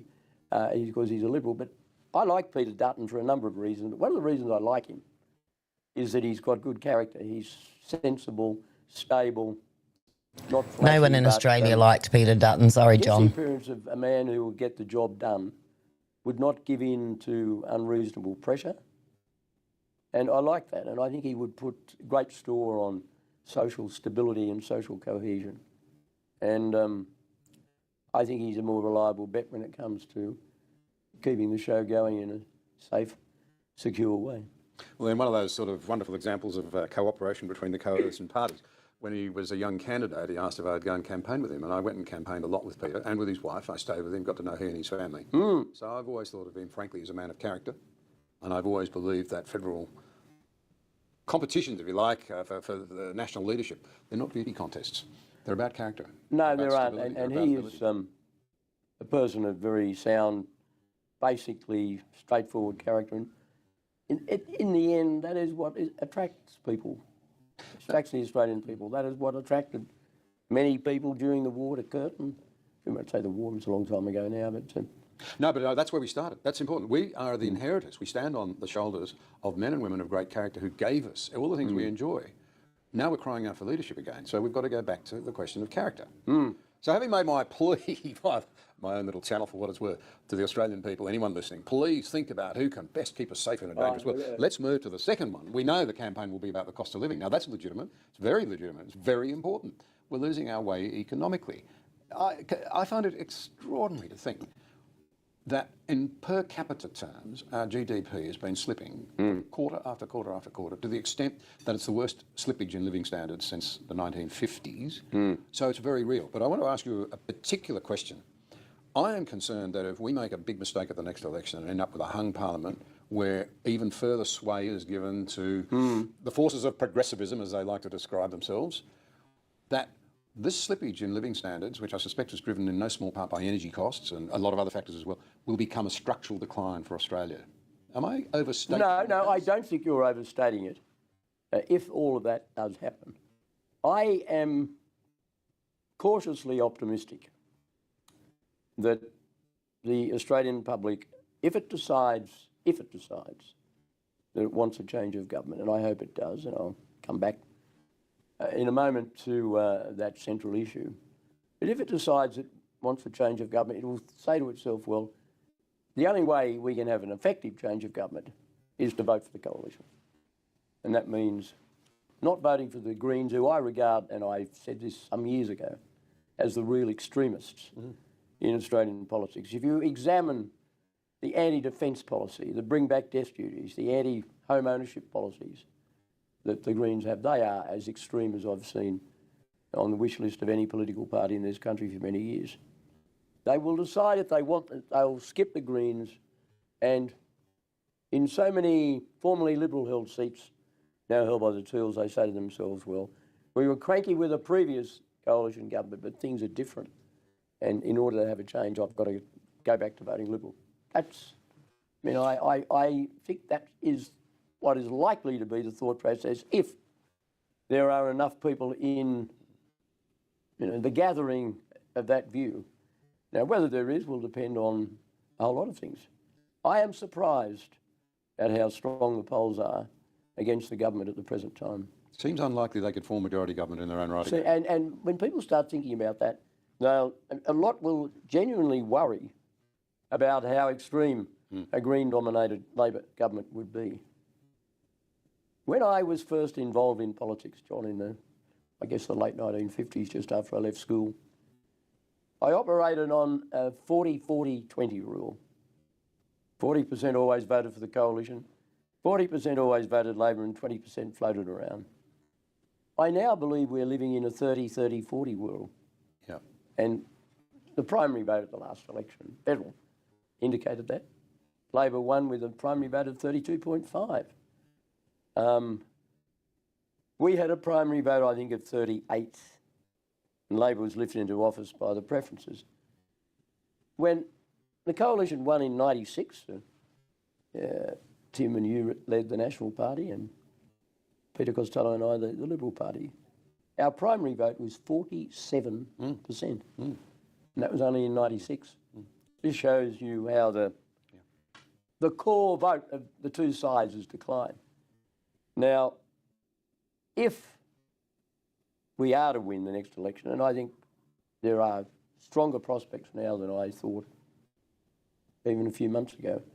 It only happened once, we all know this, 1931, Scullen. But he was defeated by Joe Lyons, who led a new party of the centre-right called the UAP. And it's quite extraordinary because he'd been a Labor man. They had a fight over economic policy. But if that happens, then enough people think, well, we want a change of government. We might have hated the Liberals and the Nats last time for different reasons. We want to change. They could well say to them, the only way we can get that change is to hop over the middle and go back to voting Liberal. And it is really voting Liberal. I don't think you lot, the Nats, have got a teal problem. No, not quite. You do. Now that I use Monday service, AI makes solving tickets my form of meditation. How shall I put it? That rural scepticism you've got, must have been, a lot of Celtic people must have settled in the bush. Yeah, well, of course, absolutely. I'm one of them. But as a country cousin, I think what I would try and say, he spends a bit of time, in Sydney and knows a few people who have been attracted to the teals. My polite request would be to them, look, you come from suburbs which, by definition, you've done pretty well. Yeah. The Australian dreams work for you. You would think very carefully about where you send your kids to school, where your property investments were, how your business and career prospects were working out. Why would you not want to try and have elected people who sat around the cabinet table and had serious things to say about defence policy, about economic policy, about tax policy, about education? Why would you want people who, with the greatest of respect, are on the sidelines harping on about a couple of issues which may themselves be quite important, but which are only a subset of the challenges fronting the nation? This is why we need a re-engagement of the citizenry. As Lord Jonathan Sumption says in England, for decades after the Second World War, there were roughly 3 million card-carrying members of the Labor Party and the Conservatives. About 1 million in the Labor Party, about 2 million in the Conservatives. He says today, the Royal Society of Birdwatchers, they might have more fun, but they've also got more members than the political parties combined. It's the age of disengagement. It is one of the things... We have stopped being a nation of joiners, but this has happened all around the world. It has. But my gentle plea as a country cousin would be, I meet a lot of talented people in some of those areas that have voted teal, and I would say to you, please apply the same sort of broadness of thinking that you apply in your own lives, your own businesses, your own cities, to the nation and the challenges we face at the moment. And as a good country mate of mine said to me yesterday, we were in the same thing, we were talking about some of our people, and he said, I've got friends here that I play golf with, and all they want to do when we talk about the next election is make rude references to the fact that the alternative Prime Minister's a bit short on hair. This sort of... as somebody who's closer to him than I am to you in that department, I think that's very unfair. yeah, but it reflects it. Oh, it does. We need people of ability. We've got a lot of them in this country to be a bit more engaged. I think... Hi, my name is Dave, and this is the Bearskin Heavy Storm Rain Jacket Test. This is the ultimate...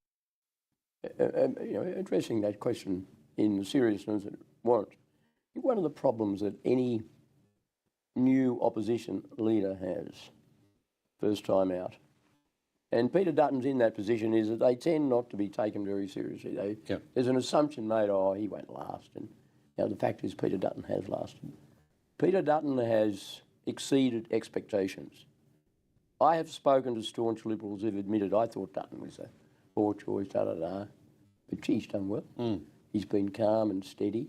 He didn't jump the gun over the referendum, and he was absolutely superb in his handling of that issue. He kept the party together. He allowed Julian Leeser to respectfully and correctly resign, rather than run dead and stay on the front bench, as some who will remain nameless, through my lips anyway, did. And he said, look, I disagree with the party's position. I have a strong view on this. I'm on the record and I'm leaving. He's left. He's now come back. And people respect him. It was the honourable thing to do. And honour does count on those things. And you never get marked down in public life if you make it plain where you stand on an issue and act accordingly. I used to say to many people close to me that I never minded somebody saying, I can't stand John Howard. long as they then went on to say, but at least I know where he stands. Now, that's what we want more of, and it's a commodity that Peter Dutton's got. With the best will in the world, I don't quite know what our current Prime Minister where he stands on certain issues, and I think that's the overwhelming reaction I have about him is that people say he's out of his depth. Now, that's an Australian expression, boy on a man's errand, out of his depth. It depicts an attitude. You know, many people, even people who may watch this, John, will disagree with me, but that's my view. And I think if you're looking for predictable, steady, safe pair of hands, all of those feelings, you'll go to Dutton. Some people, and I know you have a different view, but I'd be just interested to tease this out, have said this will be a bit like the 1949 election, the first one when the coalition ran, Menzies and Fadden. And it was a values election because the Labor Party went forward. There was still petrol rationing, butter rationing. The government liked to control everything. And they were proposing nationalising the banks. Menzies won on a platform more of family, small business, free enterprise, smaller government.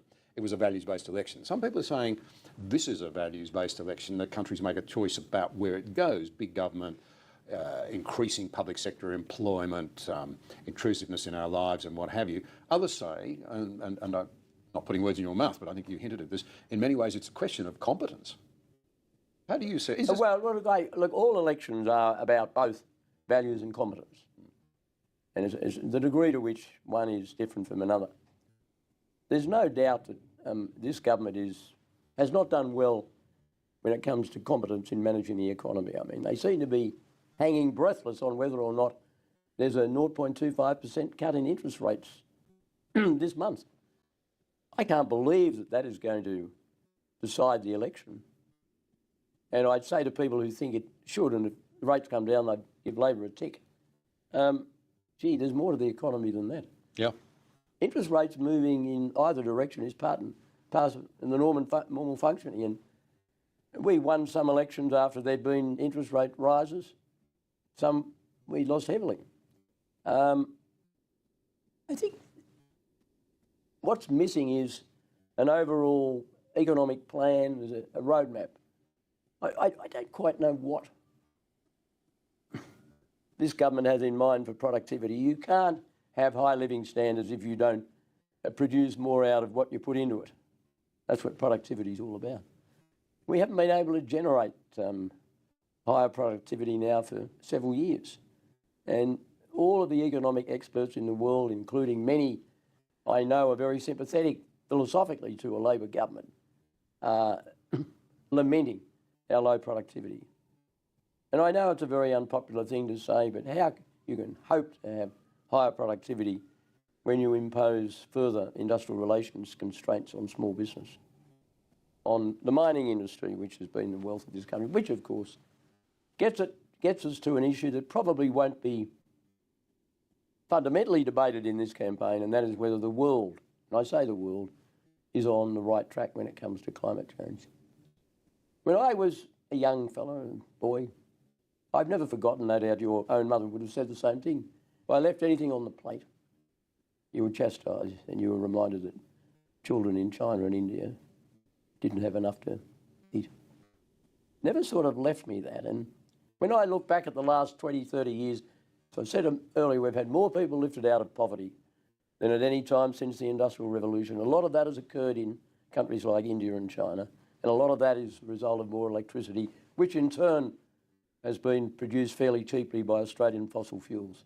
So it's a very big thing to say we're going to turn our back on that and pretend that we've already got, without government subsidy, cheaper alternatives. We haven't got them at the moment. Now, I know that all sides of politics have, one way or another, been dragooned into supporting the net zero. It's the conventional wisdom now. But those things can change pretty rapidly. And I admire Peter Dutton's courage in putting nuclear power on the table. And I think he's winning the debate on that.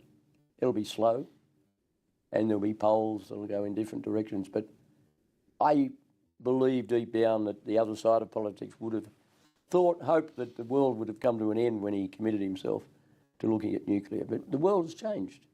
We're no longer haunted by Hiroshima and Nagasaki or 3 Mile Island and Chernobyl and Fukushima.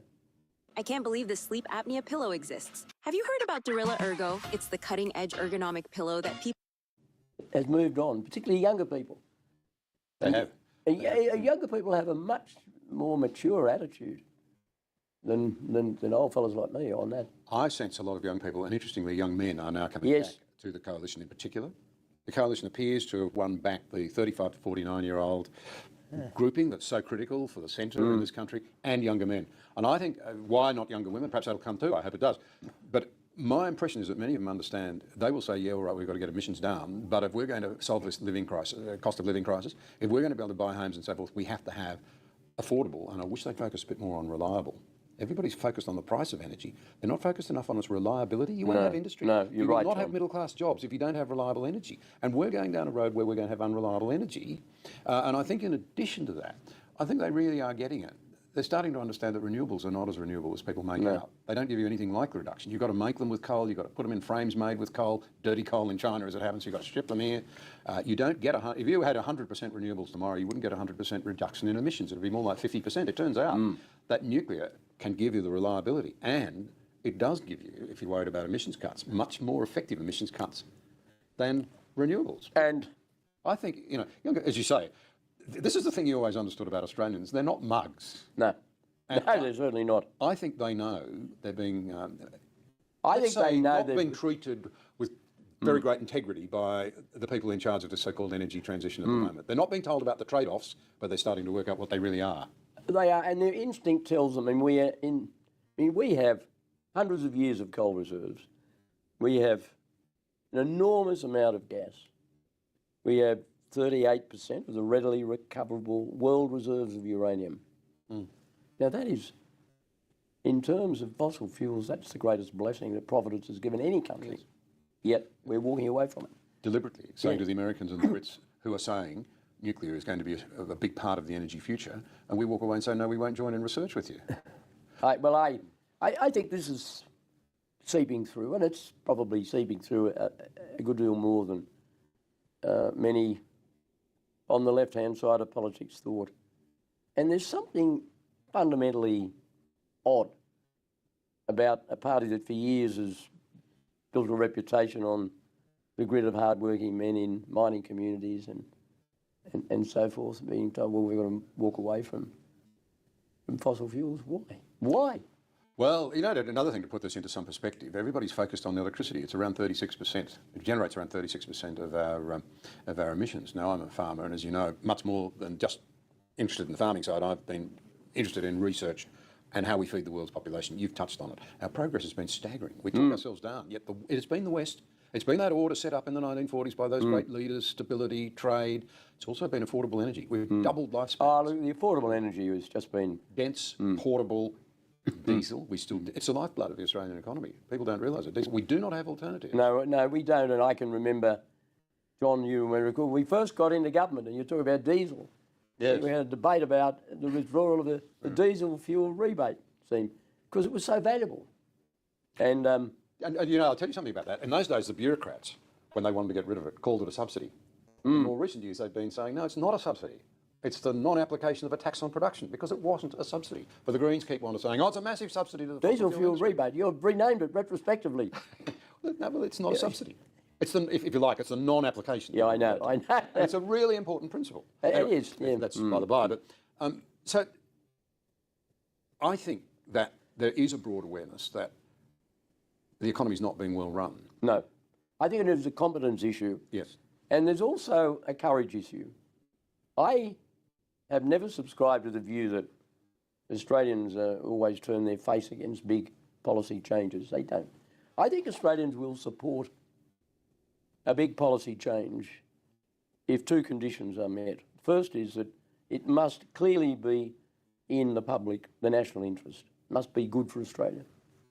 And the second is that they want to be satisfied that the weak and vulnerable and poor are not hurt because they don't have any flesh on their bones to sort of withstand the change. And if you can meet those two conditions, you can get somewhere. Now, in the end, that was the long saga of the GST that you and I went through. That in the end, people, even though they didn't want a GST, nobody wants a new tax because it contains a big element of fear. But they were more or less persuaded that Australia needed a more competitive tax system. But they wanted to be satisfied about vulnerability, and they didn't want to be conned. And thanks to you pointing out that there'd been a little bit of, how shall one put it, a little bit of obfuscation when it came to the components of the savings involved in the excise, the GST switch. We fixed that when we cut the excise. It was expensive, and then people were satisfied in the end that we tried very hard to look after the poor. I think you're selling yourself a little bit short too, because I actually think Australians respect conviction. And we believed in something, you believed in something. Oh, I believe. think that carried a lot of weight. Yeah. They're looking for conviction now. Well, and I think this is where Peter Dutton will do well on nuclear. But a lot of people were saying, why is he doing that? What's in it for him? That's that old Celtic scepticism coming through. And I say, oh, maybe he believes it. And I thought, I pay tribute to one of my Labor opponents, Bob Hawke. There were certain things he believed in. A lot of what he believed in I didn't. It was nonsense, but some other things he did. I always thought he was, when it came to anything to do with Israel, he was very committed. It's a good segue into that issue, because social cohesion, I think, is another very important issue. And I think, for the benefit of listeners and viewers, you and I have lamented deeply the rise of anti-Semitism. Oh, yeah. I just cannot believe that this happened in this country. Let's frame it up for a moment. There's some interesting dynamics here, in my view. I think it's coming back in the right direction, but I think we've lost a sense of what it is to be Australian a bit. I think, and I don't want this to be misunderstood, but I think very high rates of immigration. You see, I think the foreign-born citizenry or component of citizenry in England is around 15%. America's around 15%. We're at 30%. Now, many of those people have become good Australians over time, but perhaps for a long time have not quite understood. But many of our 30, of course, are from places like England and Scotland and Ireland. So they it's easier for them. Yeah, but and of course that was the story of Australia long before the mass migration after World War II. But your point is nonetheless absolutely valid. I agree with it. So what I think, here's my thesis, that multiculturalism in many ways worked well while there was still an overarching sense of Australianness. But we used to take like 20 supplements a day, but now all we need is just this. What is it about age mate that's different, do you think? It's got... So many Australians, let's be blunt about this, particularly in academia, have been so determined to paint us as a loathsome culture that we've lost a sense of pride, a willingness to defend ourselves. As I say, I don't think this has gone quite as badly as it could have. I noticed a lot more Australian flags out this Australia Day. The polls show people are saying, hang on, we do want to celebrate, being Australian, and a clear majority now in favour of Australia Day being the day when we celebrate it and so on and so forth. But nonetheless, we now have to face the fact that I think, to be really frank about this, big questions are being asked about multiculturalism, because suddenly we find the importation of ancient hatreds, which are clearly very offensive to the things that we've held dear as Australians. John, I agree with you. You will know that I was never, in politics, I was never comfortable with the concept, the doctrine of multiculturalism, because to me it connoted a federation of cultures where there was no dominant culture. Well, that's nonsense. There's a dominant culture. There's always been a dominant culture in Australia. That's what made it so attractive to people from other cultures. Of course. Why did so many millions want to come? I used to, time and time again, as I moved around the country as Prime Minister, I can remember I'd go to a country area and go to a barn dance. And a lady, she said, I came from Croatia and this is the greatest country in the world and I came here because I liked what you were. She didn't come to Australia to make us like she was. She wanted to become like we were. And that's the point. That's why I thought maybe assimilation was not the appropriate word. What does it matter what the precise word is? But the idea that every culture is equal is nonsense, because we have benefited so much from immigration from different parts of the world. What's 50 years now since the first Vietnamese boat people. And they've made a wonderful contribution. And yet we were involved in a war that, in that country that was very divisive for Australians, it was very divisive for the people of Vietnam. I mean, I'm old enough to know what it was like when the majority of Australians still supported the White Australia policy. And, but I think now, what, Sydney's got a Chinese-derived population of 600,000. As high as that? Mm. That's according to the Chinese ambassador, to whom I spoke earlier today. I don't agree with him on anything, but I think that's about right. On many things, I'm not saying. And one could equally say that Melbourne has that sort of Indian population now. The Indians do, as I acknowledged earlier, they do speak a lot of English very well, better than us, and play a game of cricket reasonably well, not quite as well as us at the moment. But the truth is that this country has been a magnet to millions around the world because we have produced our own culture. I mean, a lot of it is we got from the British, and we're very thankful for it. But not all of it. We didn't have the class distinction and all that other stuff we didn't want, and was ill-suited. And I think that we made a mistake in, and it was politically motivated. I think both sides of politics, particularly the Labor Party, saw merit in cultivating support from different ethnic groups. We don't want that.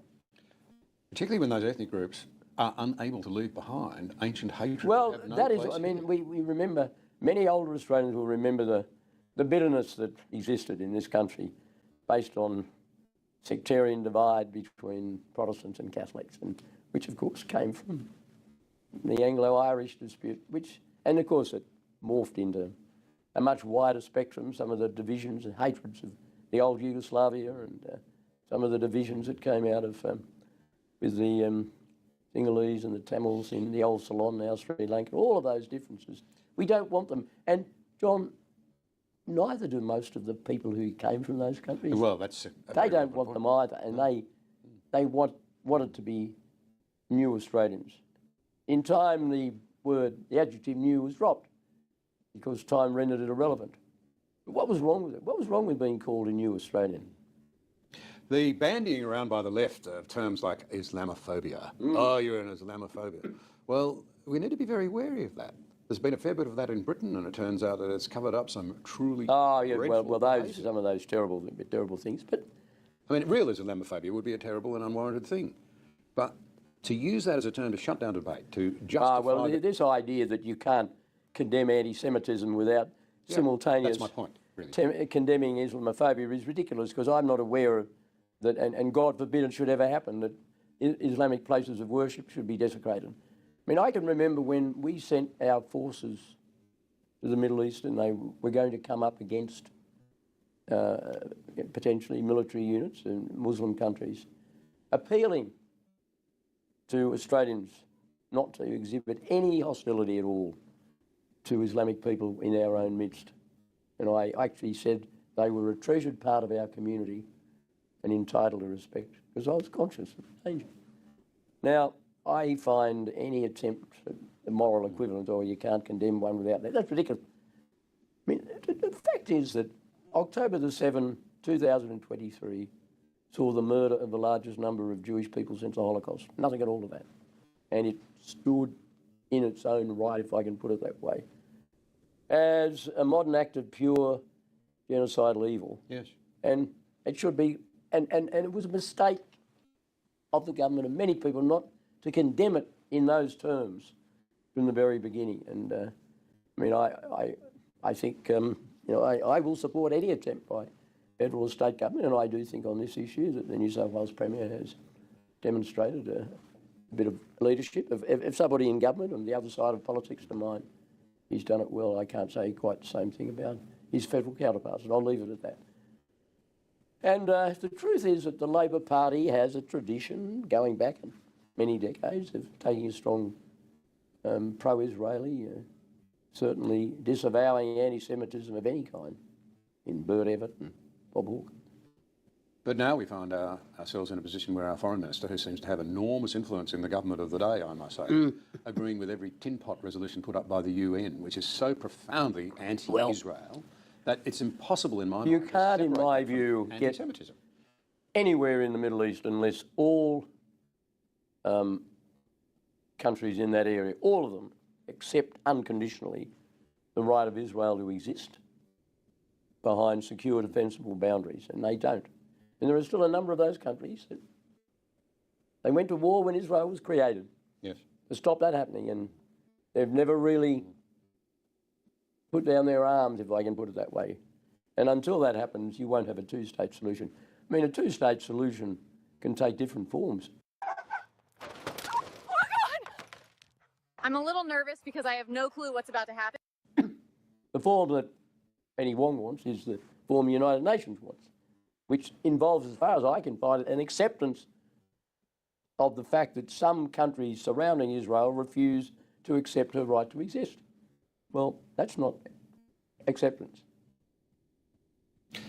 Well, to round this out, and on that particular issue, I have to say that I think Peter Dutton has shown a steadfastness and an Australianness that I admire, and which I think deserves respect and should be rewarded. I have to say I think the current government has been unbelievably disappointing, and I have to say that I'm cut to the quick by the personal hurt that so many Jewish people feel, the fear in this country. Why should Jewish government set a tone? Yes. And if the tone has been set from the get-go of saying this is unacceptable, this is the worst act of evil against the Jewish people since the Holocaust, and we stand 100% against it, I do not think we'd have had quite as much anti-Semitism. I can't say we wouldn't have any. I don't say that for a moment, but we wouldn't have had as much. And I'm very, very disappointed that our government didn't do that. So, in conclusion, these I think are very challenging times for this country that you and I mean, whatever else might be said of either of us, we're very patriotic. We love this people, this country and its people. This is a challenging time for it, and I really do hope people. My plea above all else would be, please don't give us a minority government that drags the country further down the indolence, the loss of direction, the drift, the probable permanent structural damage that a badly designed parliament would visit on us. That would be my plea, and I think that people should be looking at Peter Dutton as a man of steadfastness and of courage and of decency. Look, I share that assessment of his character, totally. And I would conclude simply by saying, if you want a new and better government, jump the divide and vote Liberal or National. Or National. Or National. If you're in a national area, absolutely. Yeah. John, thank you again. Always great to chat. Great pleasure to talk to you. Thank you. Thank you. And there you have it, guys. So Adam and I New actually Olay super collagen peptides. The It other lifts day, saggy skin. and I took a few notes the first time. So I thought, well, just quickly go through them and you can comment on what you think.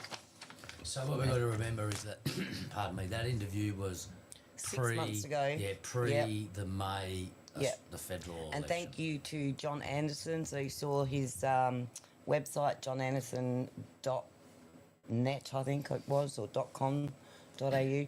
But I'll add the link in post.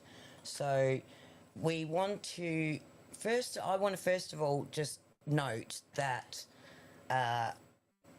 John Howard was 86 years old at the time of this interview, and Joe Biden is currently 82 years old.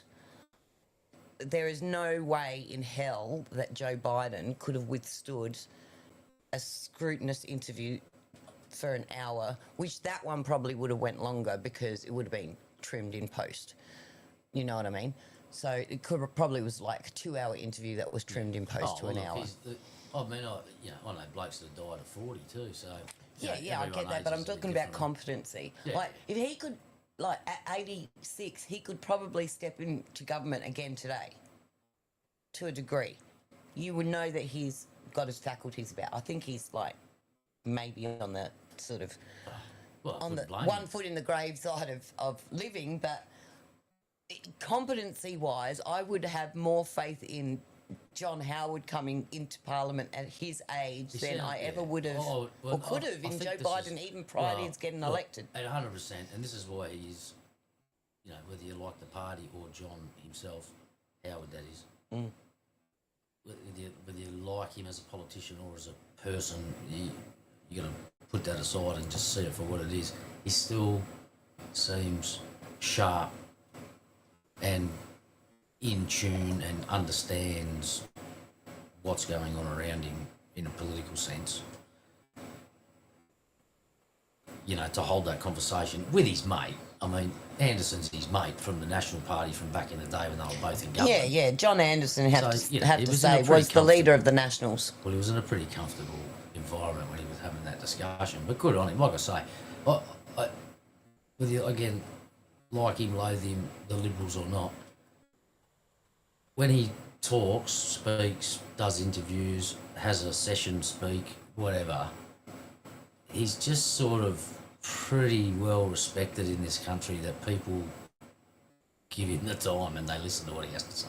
That's what I like about him, because he has that, he's that statesman, you know. Well, he had nation-changing policies. You can't deny that. His administration, I'm not saying you particularly, but you can't deny that his administration, no matter, like you say, whether you like him or hate him, had nation-changing policies. Well, I forgot about GST. Mostly for the good. Well, the GST, they tried to bring that in prior to John Howard. John Howard was the only one that managed to explain it to the people to a point where we understood it. Yeah, well, he had trouble. I remember. That was Dr. Michael Hewson. You remember when they the cake? Yeah, and people could try to understand if you bought a raw chicken, it would be GST, but if you bought a cooked one, it would cost you more. And the ingredients to make the cake, like you said, and you know, these are the funny. That was a classic current affair or something like that. You look back on and you know, and this is what bloody people like Wong and that talk about. Oh, in 10 years' time, you'll all laugh about it. You know, but at the time, no one's laughing. No one's laughing about The Voice. No one was laughing about that refo on gay marriage. No. You know what I mean? But on one hand, she's sort of right, because in eons' time, people just accept, like this GST. Oh, yeah, well, we might laugh at. Okay, so now they're talking about cranking it we up. might laugh about it. We might laugh about it in 10 years, 20 years' time, but it won't change the effect and the history, the historical effect that it had on the nation as a people. So you said you made some notes about Johnny. Well, I made some notes about the whole interview. I just wanted to point out that, in my opinion, when he said that, you know, when the umpire holds up the finger, you leave the pitch. Yeah, I know you had a fair bit to say about it. So, in my opinion, it's Donald. So what was he referring to? to? It was referring to the election of 2021. In case no one knows where you're going with this. The stolen election of 2021.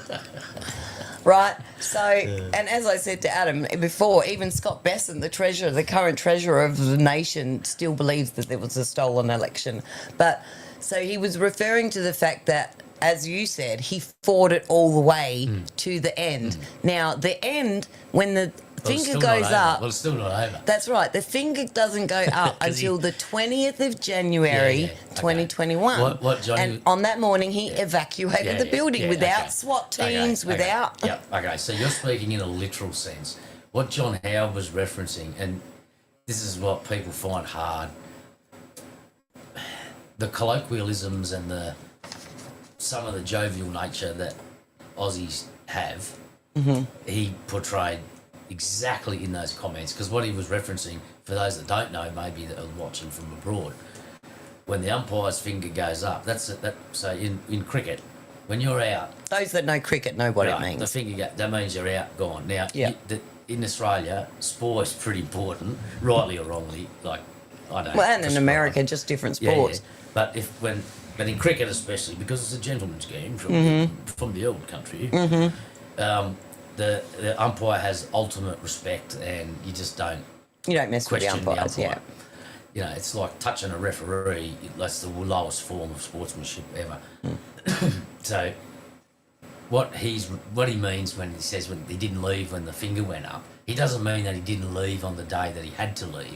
What he means is that that if you asked Trump today about that election, he was still black and blue, Say that he fight to won. the die, fight to his grave, that it was a rigged setup, it was fraudulent, and so on and so on. Now, I'm not saying that it wasn't, because in this household, I sort of believe that it's highly likely that it was, after seeing and learning about multiple things that happened around that time. Mm-hmm.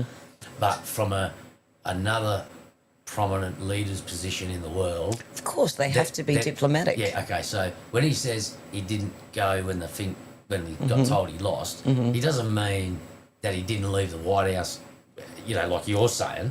What he means is that he still will carry on the idea that it was a setup, it was wrong, it was rigged, and I was robbed.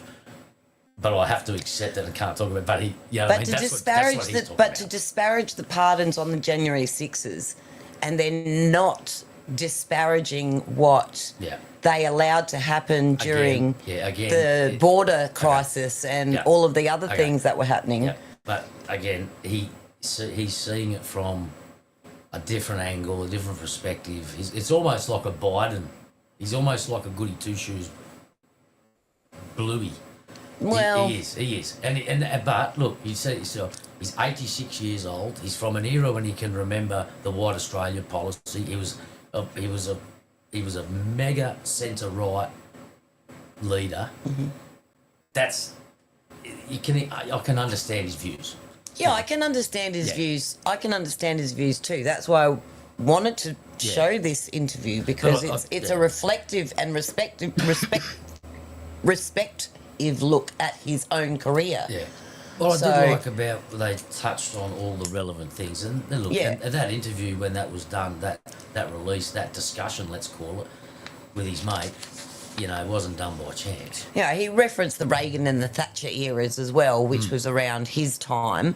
And said, we weren't perfect. There was no perfection in the Reagan era, as much as we like to fantasize it and romanticise it.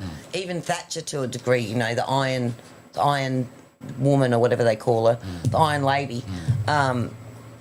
She had the Falkland Islands. That was the beginning of her downfall. Reagan had Iran-Contra. That was the beginning of his downfall. And John Howard himself had the global financial frickin' shit happening. So that was, even though his administration, thankfully to Peter Costello, in my view, Australia managed to economically Australia was at that point, and I used the word powerhouse. Yes. We were cooking. Yes. We were cooking, man. But we still ended up with Kevin 07. Oh, fuck. And then in Kevin 07, that's when the shit really hit the fan. Well, they did the flip flop between him and Gillard, and. But that was after. That was after. So Kevin 07, then Obama 08. Well, global crisis. That was the global crisis, right? And because of what John Howard had set up in his terms, we skated through, and Labor took the kudos for it. Once the global financial crisis was over by, say, 2011, 2012, when things started levelling out again, right? And that was when we went down to the lowest of low interest rates, and you and I were stuck on 7%, and we're like, fuck, we've still got 3 years on this damn thing, Yeah, I'm never doing that again. No, I know, but, well, depending on the interest rate. No, I'm not. Anyway, let's not get into our personal financial problems I learned things. But, I get, that's what I'm saying. But what I'm, what John Howard's administration set up helped us when Kevin 07, which is he was no good. It was a 2020 version of Biden. So the Biden decline from 2021 to 2024 or 2025 was our Kevin 07. And the Labor Party still ruled for 11 years. We haven't had a good one. 9 years or something, and they had 3 leaders in that 9 years. Yeah, we haven't had a good one since. Which we never voted for. No, that's right. See, that's one thing that they don't have to contend with. Waking up the next morning and having their president flipped by a cabinet meeting. Yeah. Costello was good. Peter Costello saved our asses. Yeah, he Peter was good. Costello allowed us the availability to all of those things that we were talking about earlier, the family tax benefit, the baby bonuses, all of that stuff. I've unfortunately, and I thought Abbott was good too, but I've just Abbott lost, was okay. I've just lost it all To a degree. on these two now. Mm. But back to this interview, I liked Yeah. how they talked about things that it's only 6 months old. Mm-hmm. It's only September. And now we know the outcome of the actual election. Yeah. and you know, he praised, and I don't know, Peter Dutton, I would have been happier with him than I would have been with the current one. 100%. Oh, 100%. But I didn't vote for him either. I didn't, even in May, I don't think I put either of those two parties unfortunately, even as a two. I didn't. Unfortunately, due to the no confidence feeling that I have in this administration and the Liberal Party at the moment, well, now I'm done with I both. put them Like at the end of my preferences. Yeah, the last two. And I went all independents. I put Greens and Liberals after the Greens and Labor after the Liberals and the Nationals. Yeah. So And the Green, how bad are the Greens? who like? They are Diablo. I just don't understand. Like again, 8 o'clock, 8:30 at night. We have a new prime minister. I just cannot even cross the time zones. All of that shit. Yeah, it was. You know, but I liked how a lot of them didn't close. A lot of them closed at 6 o'clock. I like how he spoke about the climate change realities. Like even an old timer like Howard knows, you just can't do it. It's just a fanciful whim. You can't turn it off. Anderson's the same. Leader of the Nationals. He's from the bush. He's a realist. You see his hands, they still look like they've been twitching barbed wire. Yeah, I think he's still a farmer. Yeah. Yeah. Like, these are real people, you know. Howard maybe not so much. Like he said, in the 50s he left high school and joined policy. It's the same as all these lifetime career politics, you know. But that other guy, Anderson, and others like him in the current era. Oh, even fucking what's his name with the hat? What's his bloody name? The one, the current one now. Joyce and all that. Joyce. Yeah, you know, these are you can tell that, you know, they fart and burp. You know what I mean? And anyway, but they spoke about climate. They spoke about this anti-Semitism. Howard himself, he said he was never comfortable with the term multiculturalism. You know, he didn't want to have segregation. He didn't want to have identity with different groups. And I also liked how, even to his knowledge, for the years that he's been involved, the connection between the Indians and the Labor vote. Is exactly what we were talking about earlier. And look what just happened today, right? So this is not mudslinging or isolating out This groups. isn't making up facts or fake news. This is just bullshit pandering by the fucking opposition. That has been going on for decades. Right, by the opposition to bolster the view of the current party. There's no two-party system; it's a one-party system. They just wear different dresses for the sake of it. They'll Different jump. colour tyres. They won't just jump front bench to back bench, mate. They'll walk across the floor soon. Yep. It's a fucking joke. Yep. Sorry, but What did you think about when he said it's not worth going to war over Taiwan? Like, Well- let China have it. Oh, well. We should just let China have it. no, that's not what he said. He said Well, no, pretty no, much. that's exactly. We shouldn't be. No, it's exactly not what he said. He was talking from the perspective of the Chinese, not about Australia. He said it's not worth the Chinese going to war over Taiwan because they're going to spend the next quarter of a century. Oh, well, then I misheard that Keeping the completely. subjugated, like this, and it's just going to amount to a civil unrest against a rebel force for the next 20 or 30 years. He said China's got nothing to gain by doing that. That was what he was saying. But, Yeah, but they're certainly determined to do it. They keep talking about doing it. talk. What, they just talk. Keep people talking. Yeah, but like, They don't okay, need well, to do it. let's They don't need to do it. let's integrate that into what's currently happening now. I mean, we're talking about we're talking about them doing it just the to flex. terrorist defence. We don't have any terrorist watch or defence watch. No, minimal. And he did say that, like, it's And now that India and Russia and China are all fucking colluding together. Well, what he said was that the Quad includes India.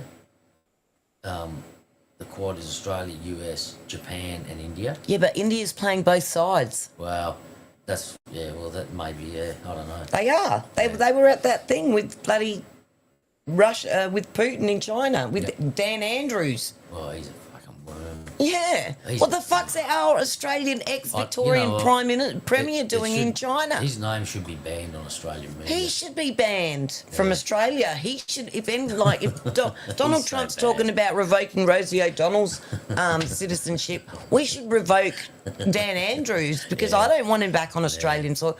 Here's the other thing that I wanted to talk about when he.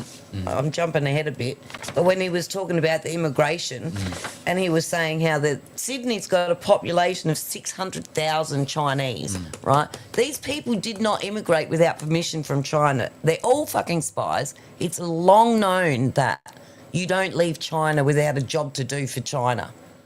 So all of these people, there's 600. He said approximately the same in Indians in Melbourne. Yeah. So where are they procuring these votes from? Dan Andrews is freaking flying to China to pander to the Chinese. Well, we've already got 600 of them in one of the India. Big reasons, so I can tell you one of the big reasons that they go there and they get them here is for the university. Because the Chinese and the Indians pay cash for their university degrees. I know, but how is that good for Australian dumbass students that don't even have the like they go to university while the Chinese and the Indians are doing maths and science and all of the the STEM shit. Fucking Australian kids are doing arts degrees and Bachelor of Transgenderism. Well, that's the problem. Well, that's part of the problem. And the other hand, this is what disgusts me, is that literacy levels are so terrible. But not only that, Australian kids want to go to university, can't afford it. That's exactly my point. So they take on, so they get the government, they get the HECS debt to go, and then that they're lumbered with for years. Student loans, like America. Now I've just been talking to people up at work that have got some of these debts. They're not the guys I work with, they're the people at the camp and the shop and so forth that work for the mine camp. But they went, did whatever they did. And they owe thousands. And the thing is, it's going up and up and up. Yeah, for the the years interest they haven't rate. paid it, they just keep cranking interest on what they owe them back. And they've never used their degree. Nope. And they're never going to pay it back. And they're getting taxed to fuckery. And they've got to pay this debt back when these other ones come in. Isn't there a loophole? Isn't there a loophole now that debt is just suspended until they're earning $50,000 or something in their acquired. 67, I think that's so they've got to be working in their acquired or their their chosen earning that money. Not even that job. Right. Just earning that money. So there really is no excuse. They have to, like, an average wage has to be $35,000 to start with if you're working full time. Well, I don't know. I just know that they a lot of them are carrying these debts, not using the degree, and they're working whatever jobs they're working, trying to get ahead. You wait. We'll have Albanese introducing we'll have him introducing a debt payment system like Joe Biden tried to do, like getting all of us mugs to pay for their debts because poor me, they chose transgenderism for a subject. Yeah, well, that's the other thing that Anderson said to Howard. He said you got to. I'm sorry. No, he did. He said Anderson, he said Australians. He said there's one thing that Australians' policy says they're not mugs, And John said, "Ah, that's right." They'll basically what he said was they'll see through your bullshit. Yeah, but we didn't. Yeah, well, this is what I say. In hindsight now, listening to what they say, we are mugs because we... You see through the bullshit as it's unfolding. The problem is that you get lied to your face when it's campaign time. You're not told enough. No, see, but we're not told anything. I'm gonna say that for every one of us that spoke to 5 people, they were given the opportunity to hear the truth. They reject it, like you said. Even when you tell them the truth, even when you show them, like the video with someone who shall remain nameless, couldn't even take 75 seconds to be called out on a statement that was made wrong, and I sent them directly the proof that their statement was wrong, that they publicly made. I sent it to them privately, and they gave me some crappy excuse to not watch it. Right? So this is the thing.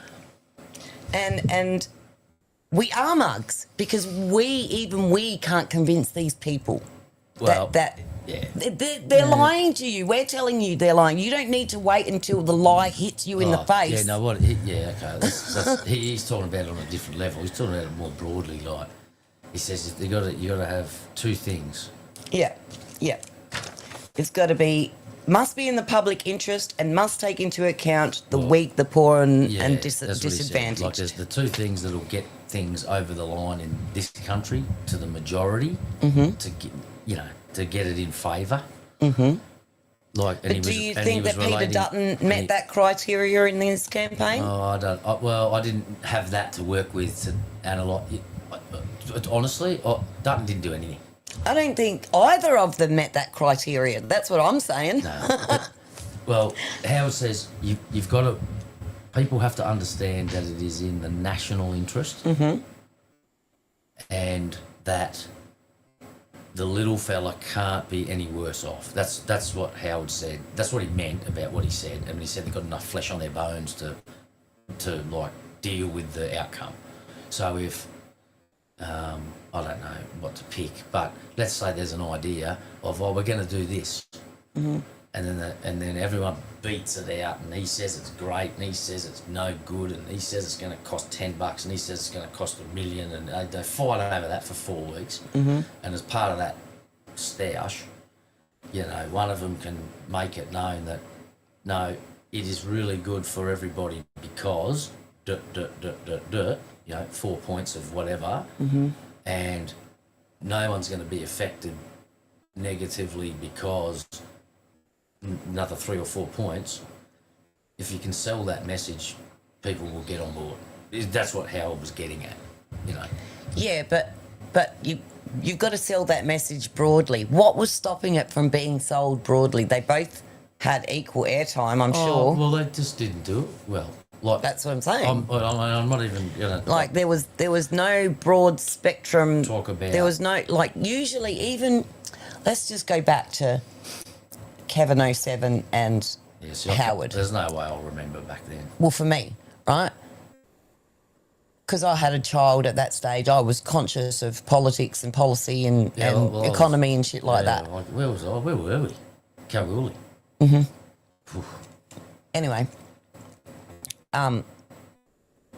Kevin 07 was like. I remember the T-shirts. Yeah. so it's like. That was when Boulder back Rocks then, even with Kevin 07, I could say, I do like that policy, and then I could also say I do like that policy. And then I could also say I don't like these policies on both teams. Yeah, but you couldn't do that this time. But I can't do that now. Well, the thing was, so they only bang on, see, I keep thinking all I remember about this May thing, May election, was the climate push hard. This electricity, oh my God, and they've done it to death, and it is not working. Oh my God, it's not working. How dare you? It is so not working. Says us with all this shit turned on. Yeah, right? I know that, but like we still get the $900 bill that we have to pay. Like, it is so not working. We don't go to the government and say, hey, listen, we're illegal, we're immigrants, or we're poor ass. We want money for our. We spend the money on the electricity. I just feel like not paying it for a while. Oh yeah, and then you don't have any electricity. So. I don't know. Well, I mean, there's no problem with shutting down the house and going and living in a tent for a month. It's the same thing. Do it summertime. Yeah, that's the thing. It'll be like an ice box in this house too in winter I saw time. that genset was for sale this week too, $850. Anyway, I digress. But if you get thinking back on policy, Dutton's response or rebuttal to the constant pounding of this net zero bullshit. Oh my God, it's like a fairy tale, right? Well, it's a pity that he couldn't explain the nuclear option better. It didn't get enough. No, honestly, at all. But I like how he had to be so courageous to do that, because nowhere ever said anyone so far here.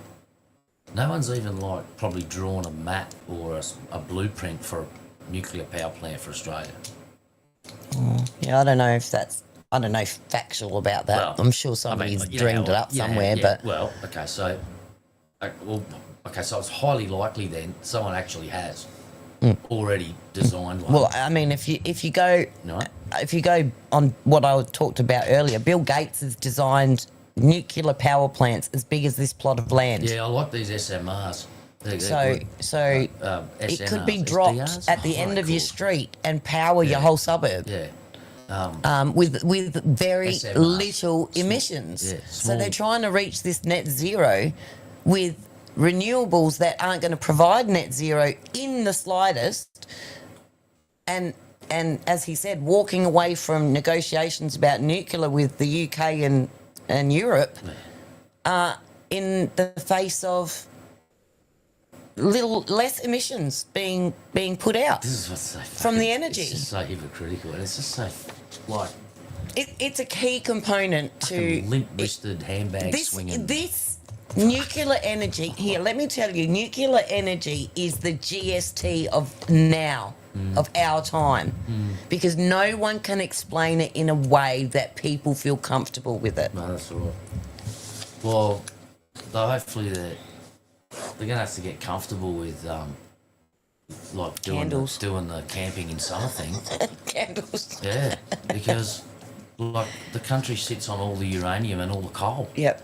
And no, we're not going to use that. No. We'll just sell it to other people so they can use it. So they can use it. What the fuck's wrong with these clowns? Dead set.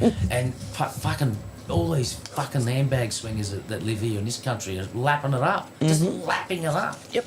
I just can't believe it. But that's what we live in. It's going to run away if we don't dig our heels in. And look, I think that's what's going on with it. This is a lot of the undertones of these marches. People are just sick of banging their head on the wall. Yeah. Like migration, yes, and all the flow-on effects of housing and infrastructure and costs of living. But these lunacy policies that just, normal people can just see that's full bullshit. It's total bullshit. It's like selling you strawberry chewing gum that tastes like arse, but still telling you it's the best strawberry chewing gum you can buy. Like those jelly belly beans. And fuckwits are still buying it. On Harry Potter. Vomit. Fucked, yeah. But they still buy it.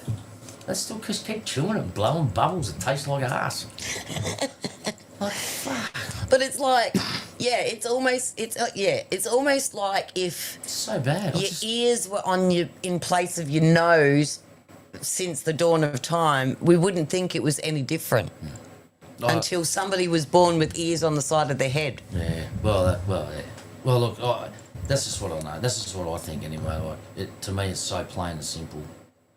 And when if you could believe anyone, if you could trust anyone's revision or review or maths on any of these topics, and I don't know whose you can trust, because I just heard there's a minus 14% approval rating for deportations in the US. Minus 14%. Yeah. When the information stream I get, it's more like 55%. We did question that. That came from a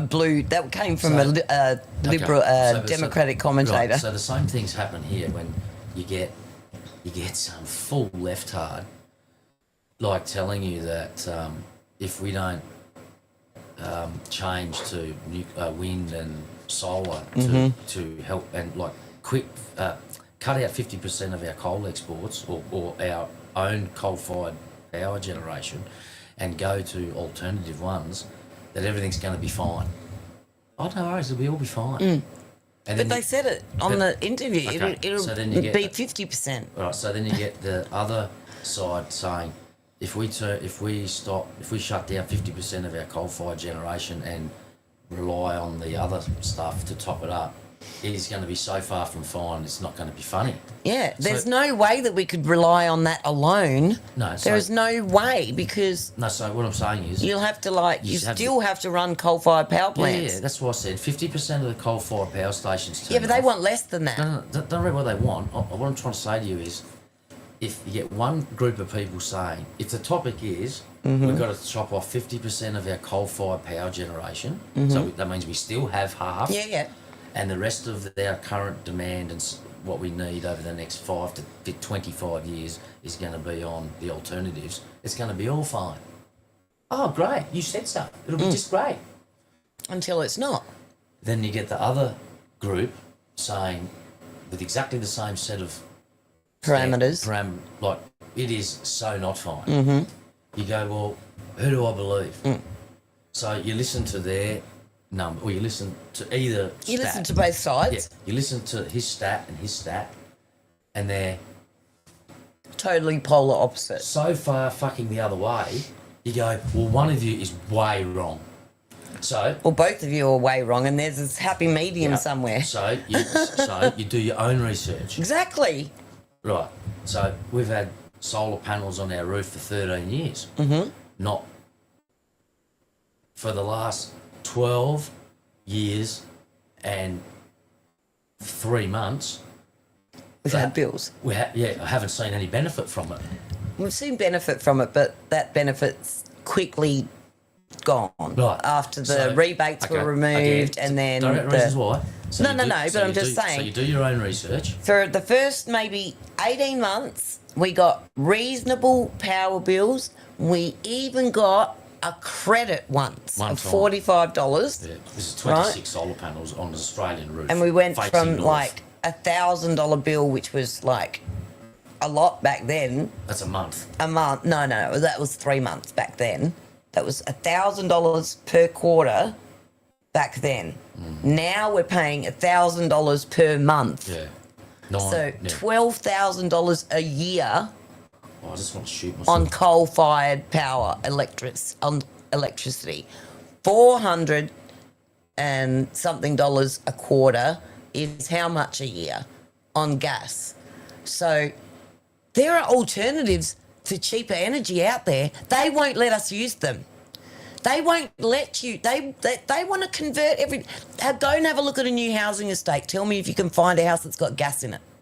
Unless it's specifically asked for by the owner. Yeah, I'm not sure. They're not building them. They're building all electric homes. This is what they want. This is what they are doing. They're even offering packages with electric car charging stations. Yeah. Right? Yeah. So they're trying to push us by force. Like, your kid's kid will never be able to turn on a gas stove. Yeah, well, I haven't really noticed that, but I hope not. Well, do a bit of research on that. You'll find it's true. What I was talking about was, in terms of doing research, like, you look at one side of it and the selling brochure is so bad and it's getting sold by the ugliest fucking salesperson you could ever think of. And then you look at this other one who's like wearing a flannel and talks English, and he's like a real person with dirt under his nails telling you, mate, they're freaking dreaming. There's no way it's going to work. It can't even keep up now. And you go, well, I know who I'm going to listen to. That one. Well, like, I don't want to drift off into Hollywood, but Landman. You remember that monologue that he had with the chick when he took her out to see the about the oil. Yeah. You and I will be naked, the tyres on that car, the road that we drove in on. There'd be nothing in this room if it wasn't for the petroleum industry. That's right. And as you say, our grandfathers built a whole world that runs on this shit. Until we find an alternative, we're stuck with it. That's right. So fucking keep digging. A true alternative, not just whatever. for now, you know. Yeah. No, well, you're right. And that's the thing. And look, there's a spot for all of this shit. 100%. Like, if I could put a wind thing on the shed here that can make enough power to just run them studio lights, well, we'd be mad not to do it. That's fine. You know, but you don't go shit canning your whole coal, your baseline power. Your whole nation's industry. No, that's right. It's fucking hell. Like I feel like it's the biggest coal exporting port in the world. We got that on the east coast, and then on the west coast we got the largest iron ore port. Pardon me, in the world. In the world. And they called it the age of disengagement. On this interview. Yeah. He said we're sort of living in the age of disengagement. I 100% agree with that. Yeah. Because Maureen, who's hosted with us on the Fives, she said it herself. She just wants to live in her bubble. And that's the attitude that a lot of these people have, is that as long as they don't personally feel the government intruding on their life, they feel that they are voting for the right people. But in the long term, the government will be at the door, like with this bedroom tax. And so I said that to her the other day. You got 2 bedrooms, girl. You got 2 spare rooms. Oh, yeah. Now it's already working. Rent that shit out. No, it's already working, because you know why? Right. She's thinking about moving to a 1-bedroom house, which she will hate. Oh, fuck. Right? So it's already working. Let's move you along to a smaller little house. Yeah, so fix the housing problem by getting a family in there. We'll get 4 families in there. Whatever they can. A family in each room. Yeah. Well, So- yeah, I don't know. I just think, honestly, we're at the stage in our government that we need to tear it down and replace it with something new. Yes, fucked. They're fucked. They're hopeless. And they're getting, and this net zero thing, this Paris Agreement, mate, we need to stiffen up our fucking defence capabilities. God. It's just the world's pulling out of it. Well, no one's interested in it, though. No one gives a Nobody's shit. interested. Nobody's stimulated by it. Nobody's inspired by it. It's just a load of Look shit. at what they turn on the news, and what do they see? Riots, murders, It's a load of shit. disengagement with populations, like fights between races. You know what I mean? They don't live in the real world. These They people don't. that are running They the don't. supposedly, you know, our leaders. They don't live in the real world. They live in a fucking bubble. They invent problems that actually aren't there, and keep taking money to throw at problems that they think exist. Why don't you just fucking chill the fuck out? Go and have a beer. Go and actually just spend some time with your constituents, with the fucking people, and ask them what the fucking problems are. Yeah.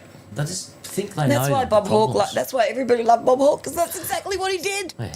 He used to do that all the time, go into the pub and hang out with his mates and have a beer. And people come up and talk to him and say, That's right. "Hey, Bob, when are you going to do this?" That's right. I mean, it's a pretty simpleton view of politics, and It is I'm smarter than that. But they're so disengaged with That's reality right.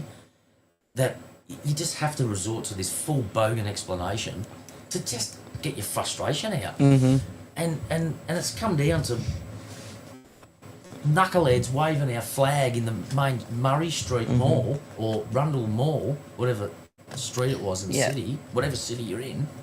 North Terrace. We've just had a fucking gutful. Yeah. And again, I just want to note that, as I said in my promo blurb, this is not just a nationwide march this weekend. These were organised back in July. This is a worldwide organised event. Oh. So this march will be happening at midday in each person's respective country and town and local time zone.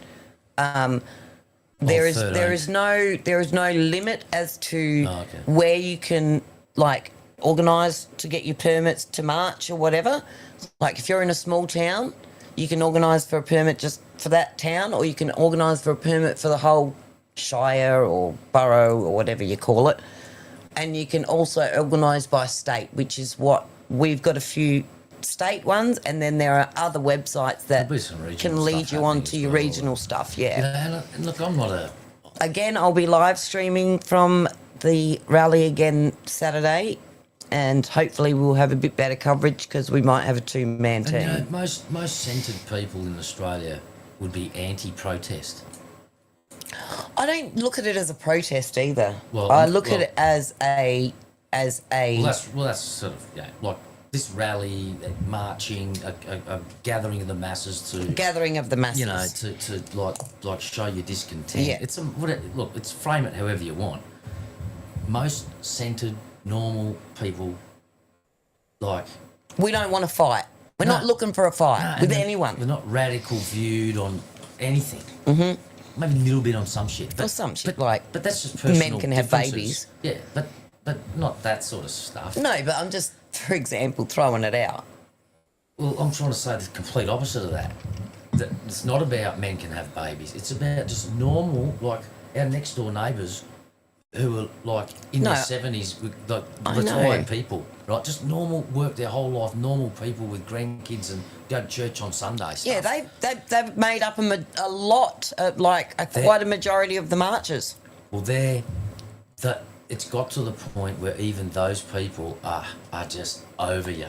They're fed up, and a lot of them were said they were marching for their grandchildren and their children. That's right, because they're just so over you, Albanese, especially you. Like, I'm sorry that it's culminated in it being you, but you're the head on the pimple, and mate, you need squeezing hard. You know, and might I suggest that anyone that's marching on Saturday, drag out your bloody war medals and put them on. If you have a relative in your mind that fought for this country, that fought for the ability for you to take your flag and march down your street on Saturday the 13th, stick the war medals on and show them why you are so damn serious about it. Is it Saturday or Sunday? I think it's a Sunday. Saturday the 13th. Oh, it is a Saturday. I don't know what your thoughts would be on that, but I mean, I know they're a very precious thing and they are worn and revered on Anzac Day, but they also... for all the same reasons that you like to wear them on Anzac Day, for the sacrifices that those people made for the great country we get to live in. Mm-hmm. But what people are saying is it's slipping away from us. This great country's slipping away. And they fought for... And those medals didn't get awarded just for fun. No. You know, and there's current military men and women now, that proud military people, that I would encourage you to march in uniform. That are interviewed at these places that I saw last Sunday before, that said, we didn't serve under this. You know, you ask us to fight under this flag, yet you're diminishing its value on my front lawn, or out in the street, or in our own Parliament House, in our own public areas. You know, and there's people burning it. And I mean, it's just ridiculous. People have just had enough. Yeah, but like normal we said, people have had enough. We're Jacinta not Price, radical left or right people. That is the majority that have had enough of the cultural shift at the highest level in this country, that have lost touch with the actual identity of the place. Jacinta Price was booted out of Parliament the other day for wearing her Australian flag on Flag Day in Parliament. Well, so was Senator Hanson. And so was Senator Hanson. But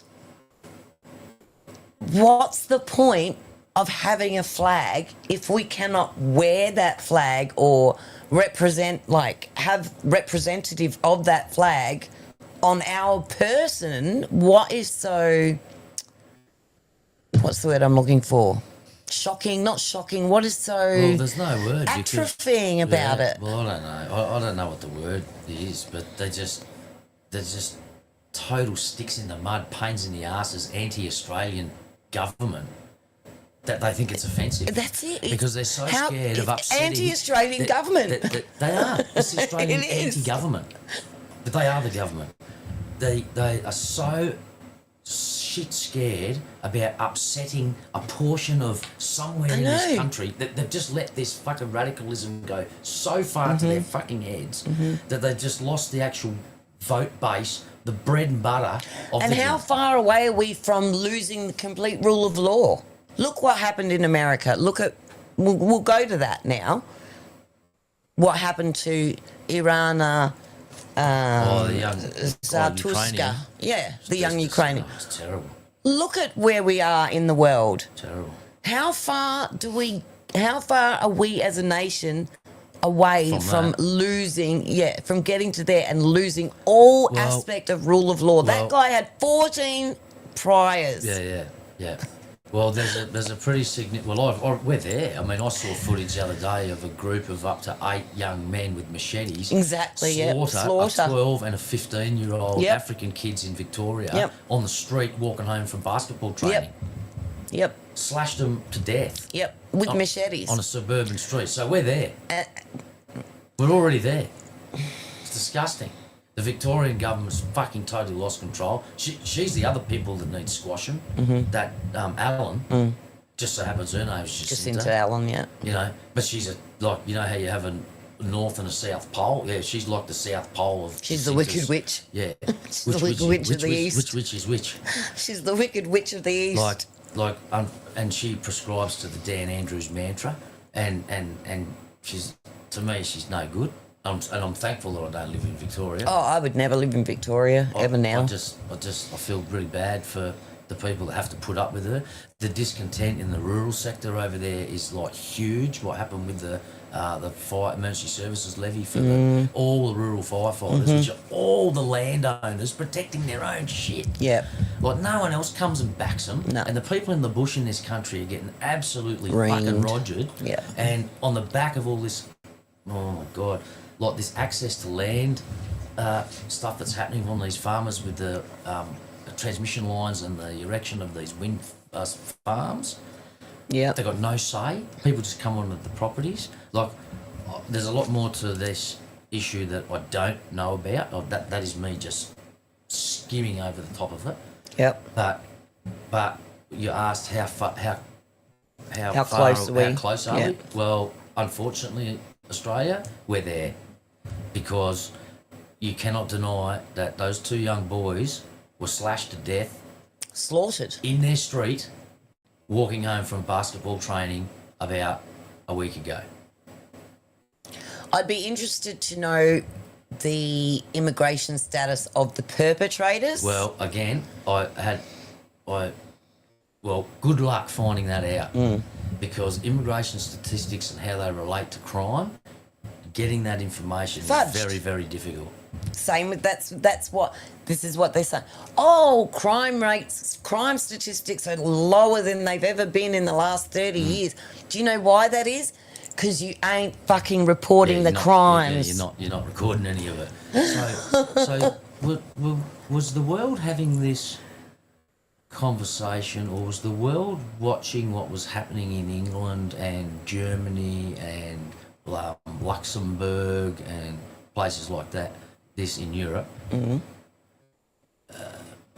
18 months ago, when all of the things that are now finally catching up to us here were already happening in all of those places, and everyone was saying, oh my God, this is getting out of control. The young girl with the hatchet and the knife the other day in England that was protecting her sister. But, you know, like this, the crime rates, and I mean, England, I think, has been talked about, and we don't have personal experience, only from what I can see from information streams. There's sections of the country that are under Sharia law. That have their own Muslim police forces in areas of England where if you go in there as a pasty pom, you get run out of town. Now, correct me if I'm wrong, if anyone's got any input on this, but this is the mail I'm getting. Yeah, no, it's true. Now, how long... Now, so we were sitting there, oh my God, that's terrible. And English people have had a guts full, and I saw they started erecting flags all up around the place. And they're being told to take them down. And there's other people pulling them down because the police are making them pull them down. Like, what? This is like a carbon... This is like, ring, ring, hello, I'm talking to myself on the phone here, because that's like crisscross, you know, throw mama from the train. Yep. Like, that would be like the police knocking on... If we hung a flag on our front door and the police came and knocked on our door and said, you have to take that down because it could incite violence. Well, mate, you just incited something. On my fucking front doorstep. Yeah. Fuck off. Yeah. But then you get fined, or you get taken to jail, or they take it. Well, they're better off just letting them take it. And then tomorrow you put up another one. Yeah. Bigger one. Bigger one. I never forget when I was in Like the Trump. place. It's going to be a huge flagpole. Well, this is what yes, it will be. So I never forget when we were in Fort Stockton in Texas. Yeah. And we stayed at this amazing caravan park on the hill, and it was called the Hill. Trailer park. RV park. They don't know what a caravan park is. RV park, and it was in Fort Stockton in Texas. So if anyone's out there, head up the. It was great. You can't miss it because New Year's Eve we spent there. It's got the biggest flagpole and flag you've probably ever seen in your life, right on top of this hill. And at night time, it's illuminated from underneath. It's like flag etiquette, you know, to illuminate the flag at night if you're gonna fly it. And it was this huge American flag, and I remember making a short film of it when I was there, just for some of my Australian friends to show them the scale of this thing and how patriotically proud Americans are to fly their flag. Like, Australians don't get it. Like, No. And I think that's why government is having such a hard time with everyone walking down the street waving their flags. Like, it's like a coming out of the closet moment for Australians to be able to freely walk down the street without feeling something about waving their flag and actually. If you walk past 10 loving houses it. in Adelaide, you'd be lucky to see one flag in front of one of those houses. If you walk past 10 houses in the US, there'll be one out the front of every house nearly. almost every house. Yeah, I'd say 8 out of 10. Yeah, and it's a whole different thing. And our government is shit scared of it. Why though? Because this is what I reckon. Because I reckon they don't understand it. They are so out of touch with actual people and being proud of their country and wanting to fucking fight for its fucking existence and to not lose their grip on how good a place it can be. But do they just think can't that get we're it. going to? But do they think that they have got us in that position? Do they think that No, that? you've all seen those cartoons where all the fish join together to make a big fish. Yeah. That's what they're. That's that post. I post that every year. I said it 'cause I every knew year it you'd- comes I up said on my you- I thing. knew you'd know it. It's like when there's a foreman whipping a whole train of horses, but then, you know, he's at the front of the horse pack and the horses are this huge, massive foot. He's fucked. That's what they're afraid of, and that's why they're trying to squash this as quick as they can squash it. 100%. And I think we're too stupid that we don't know that.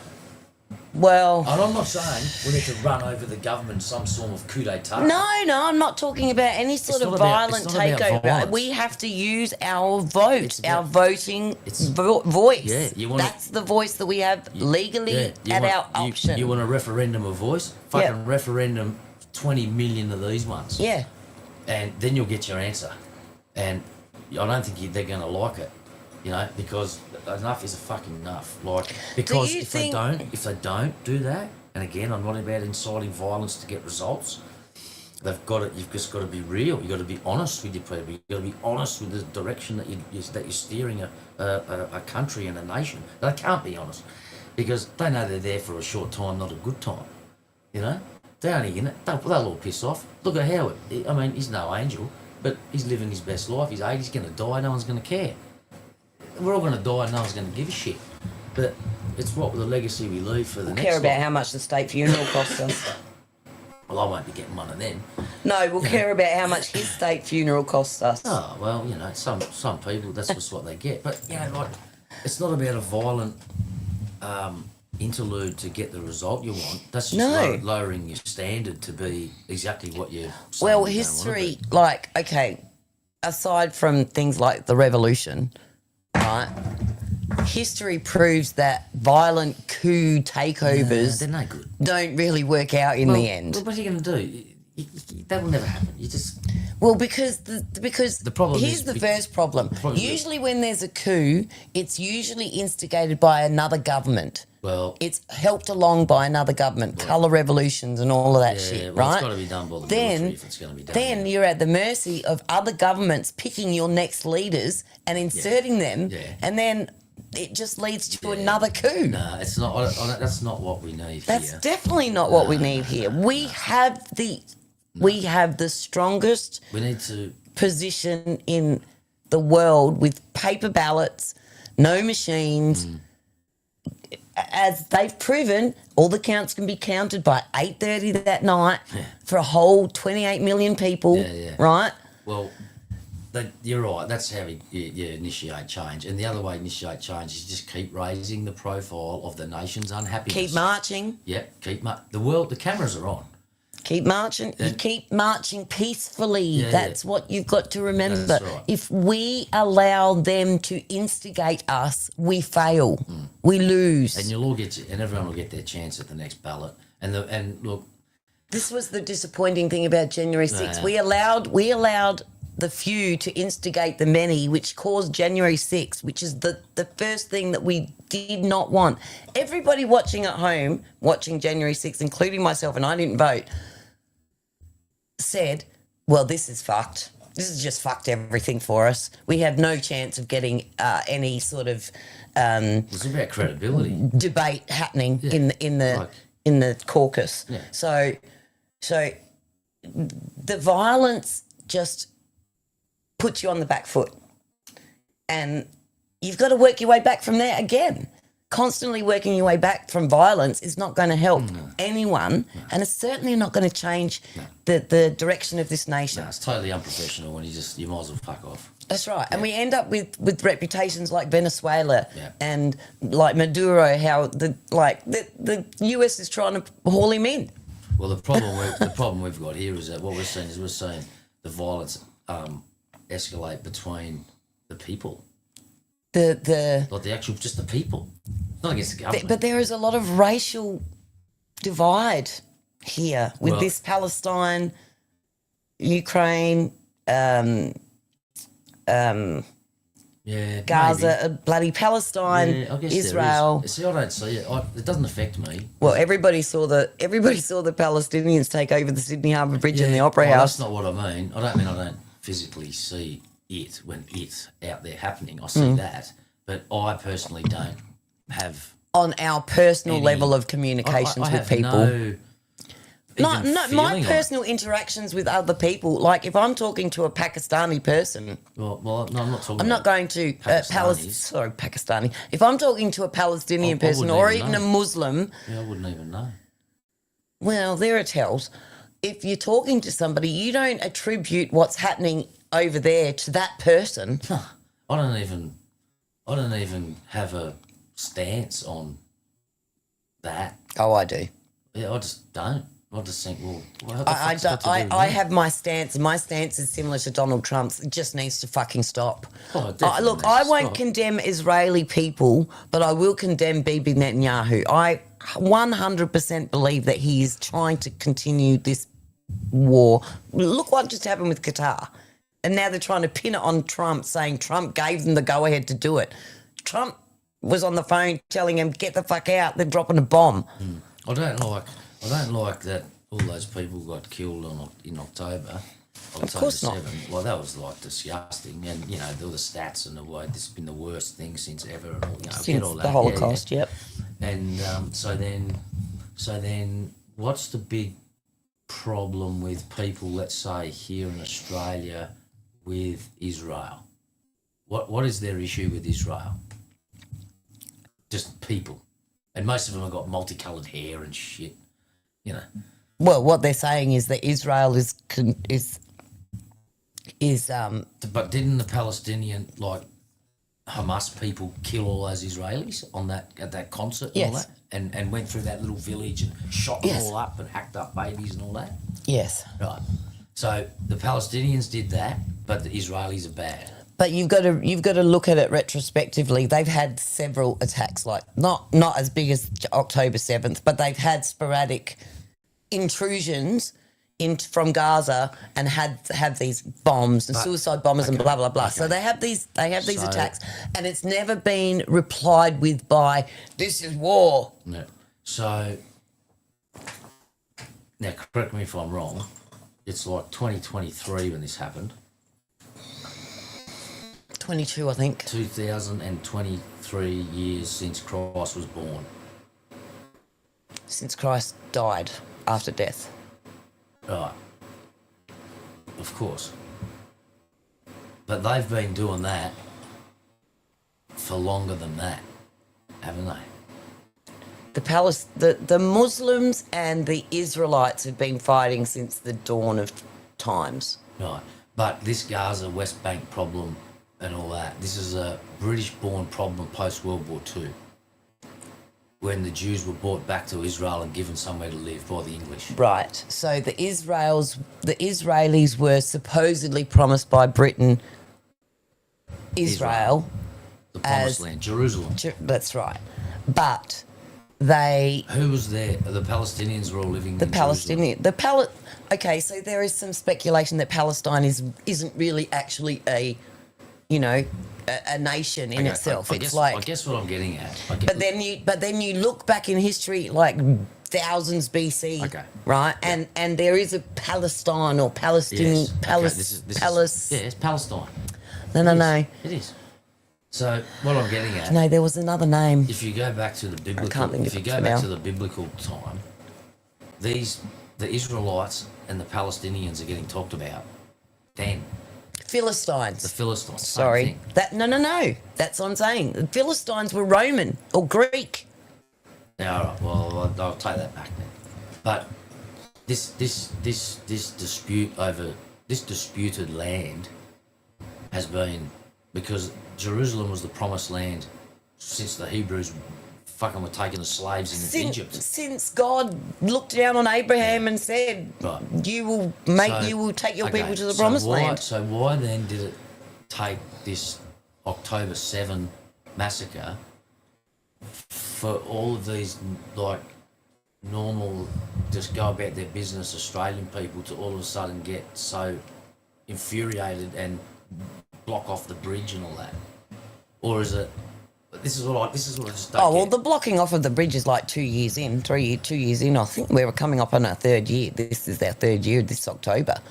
2022 it started. But so what? So why now is it so big a problem in Australia? 22 or 20. I might have been 23. Is it because since, I'm not going to quote anymore. Is it because since that time, or say anywhere after 2020, we've let so many of them in here that there's so many of them here that are now Australian living residents? A lot of them are immigrants. A lot of them are immigrants from boat people, all of that. When all the boats were coming in for years and years and years under Rudd and all of that, they weren't sending him to Nauru. They were letting him in. They were bringing him over. They were rescuing him at sea. This is just questions on that because... No, but that's what I'm saying. They've been brought in and I don't know what their immigration status is. That's what I'm saying. I don't know if they are citizens. I don't know if they're naturalised. I don't know. But they're here. Yeah. So where were they all before the attack, the October 7th? Well, I guess what I'm asking they were here. Why weren't they on the Harbour Bridge before that? Because this is not a new conflict. Well, it is, because this is a war. Like they had the 6-day war, actual armies versus armies, right? Yeah. Whereas the Palestinian army is just a ragtag bunch of blokes. There's no uniforms, there's no nothing. Well, it's just Hamas. make bombs and blow them up. That's their army. Yeah. Right? They have an army of people dressed in everyday clothing that are called to war, like the National Guard, but they still have uniforms. Do you know what I mean? Yeah, I know, but my question is, why all of a sudden is there thousands of people standing for Palestine? Because it's been forced in our faces because Bibi Netanyahu declared war. If there would have been one way to get out of this, where we are today, if Bibi Netanyahu got in there, blew the fuck out of the place and was done with it within 6 months. He needed to eradicate the whole fucking place. And I'm not trying to be like... We can't just go and kill all their normal people. Listen. Do you know what they teach their children? No. Right. How would I know? So, well, you do some research. Yeah, no, I don't know what they teach their children. So they teach their children hate. Probably how to fucking live each day. And No, they don't. No, they don't. There is video of children in school being Hamas and having fellow students in the class are the Israeli hostages and the Hamas kids shoot the hostages. Yeah. These are the things that they teach and preach to their children. Well, that would They're be like the breeding extreme end. monsters. That would be the extreme They're end. breeding monsters. Yeah, yeah. I understand that not everybody is there. because, but like, here's the thing. there would only be that I'm many. sorry, casualties of war. Yeah. Casualties. You guys had the opportunity to not vote them in. You voted them in. Or did they now just you're take- not. Did they just take Whether over? they doesn't, but I they don't know. don't have the balls to stand up to them. At least we're standing up to our government. They could have stood up to their government, but they're afraid they'll get killed. They're getting killed anyway. I don't reckon we should just go in there and kill all the people that live there. I'm just saying, if Bibi wanted this to be end of discussion, he should have gone and cleared it out immediately and ended it. Yeah, well, don't they give them all? They drop all this stuff from the sky the other day saying evacuate the area, evacuate. I sort of had to laugh because I feel like Gaza's only 3 miles long. It's only like you 5. only you look at it on. I know, but It it's is not. only about that big. It's Let's not. Google it. It's not 3 miles long. Well, I think it might be 6. It's not very big. Like, it's not very big at all. I'm going to Google it. How big is Gaza? How long is Gaza? What is the square footage of Gaza? But 365 square kilometres. Right, Gaza is 25 miles long. Bordering the Mediterranean Sea. That's not Egypt 3 and kilometres. Israel. Gaza is a 25-mile long stretch of coastal land. So 25 miles is not quite 50 kilometres. It's 50 kilometres from here to Uncle Fred's house. That's the whole country. yeah, if you're walking in a straight line, Well, that's the whole country. it's like Boulder, Kalgoorlie, Boulder. You know. Okay. You can walk from Kalgoorlie to Boulder though. Okay. In It's like about- half an hour. It's about 1/35th as big as Greater Sydney and 1/45th as big as Greater Brisbane. Gaza is I about... get it. It's small. It's fuck all. But Three- what? Okay. Well, answer me this. As with all of the It's the same size as Las Vegas. with all of the warnings that the Israelis drop from the sky saying go south, go to the border of Egypt, why isn't Egypt letting him in? Yeah, well, I don't know. Egypt is a Muslim population, well, these are Muslim Coptic. legitimate- The Coptics are being fired upon Egypt at the moment as well. It's a legitimate question, you know. What he should do is The say, answer is because they fucking animals and they breed animals, Well, they might- and that's they- the problem. yeah, well- And until the people themselves decide to uprise themselves against their own government, they've got no hope of getting out of this. No, probably not. Hang on, I just had a look at the population. And too. I agree the same with Israel. If you want my opinion on it, I think Israel should rise up against Bibi Netanyahu because I think he's the worst thing that ever happened to that fucking country. Oh, yeah, okay. 2.1 million residents. So there's more people live in the size of... so Gaza Strip has almost exactly the same size land area as Las Vegas. But more than 3 times the population. There you go. So there's 2.1 million people. In Gaza. Just slightly bigger than... About the same sort of population as As- South Australia. yeah. Live in the Gaza Strip. Yeah. Who owned Gaza before Israel? Egypt. So you're right. Egypt maybe should just take them on for 2 months while Netanyahu destroys anyone that wants to stay behind, and then... Yeah, but how do they filter out the Hamas people that they're letting in? This is the worry. Well, most are going to stay and die as martyrs. They want their virgins. No, but they'll die as martyrs if they sneak into Egypt and blow up something in Egypt, a Coptic Christian church in Egypt. They're going to die as martyrs. Maybe. I don't know. This is Hamas. This is all they think about is what can we destroy, what can we kill, what can we get to get our ultimate I don't think we should be heaven. all the poor, like the Palestinian people that are just literally. I stuck agree. I agree. Yeah, knowingly. Look, could there have been other diplomatic solution before Netanyahu declared war on Gaza? There could have been, but we're not there now. We've passed that. It's gone. Well, the again, moment's passed. so Same with again, the moment of Putin being the bigger So- fellow and pulling back instead of dropping more bombs. So in this modern world of protest, because that's all we seem to be doing now, and it's sort of takes the sting out of it, and this is unfortunately what's going to happen with this no confidence marching around our shit government. Is it's going to become, people are going to get protest fatigue, and we've got to keep them. We've got to keep them interested and energised. Well, so again, why then? There seems to be more people gets on the Palestinian bandwagon than's getting on this own Australian thing. That's what it seems to me. Yeah. Like, I just can't understand. So because they're clans. So let's say, out of all those people that were on that bridge march, if half of them were actual, like, Middle Eastern Palestinians, not progressive white people.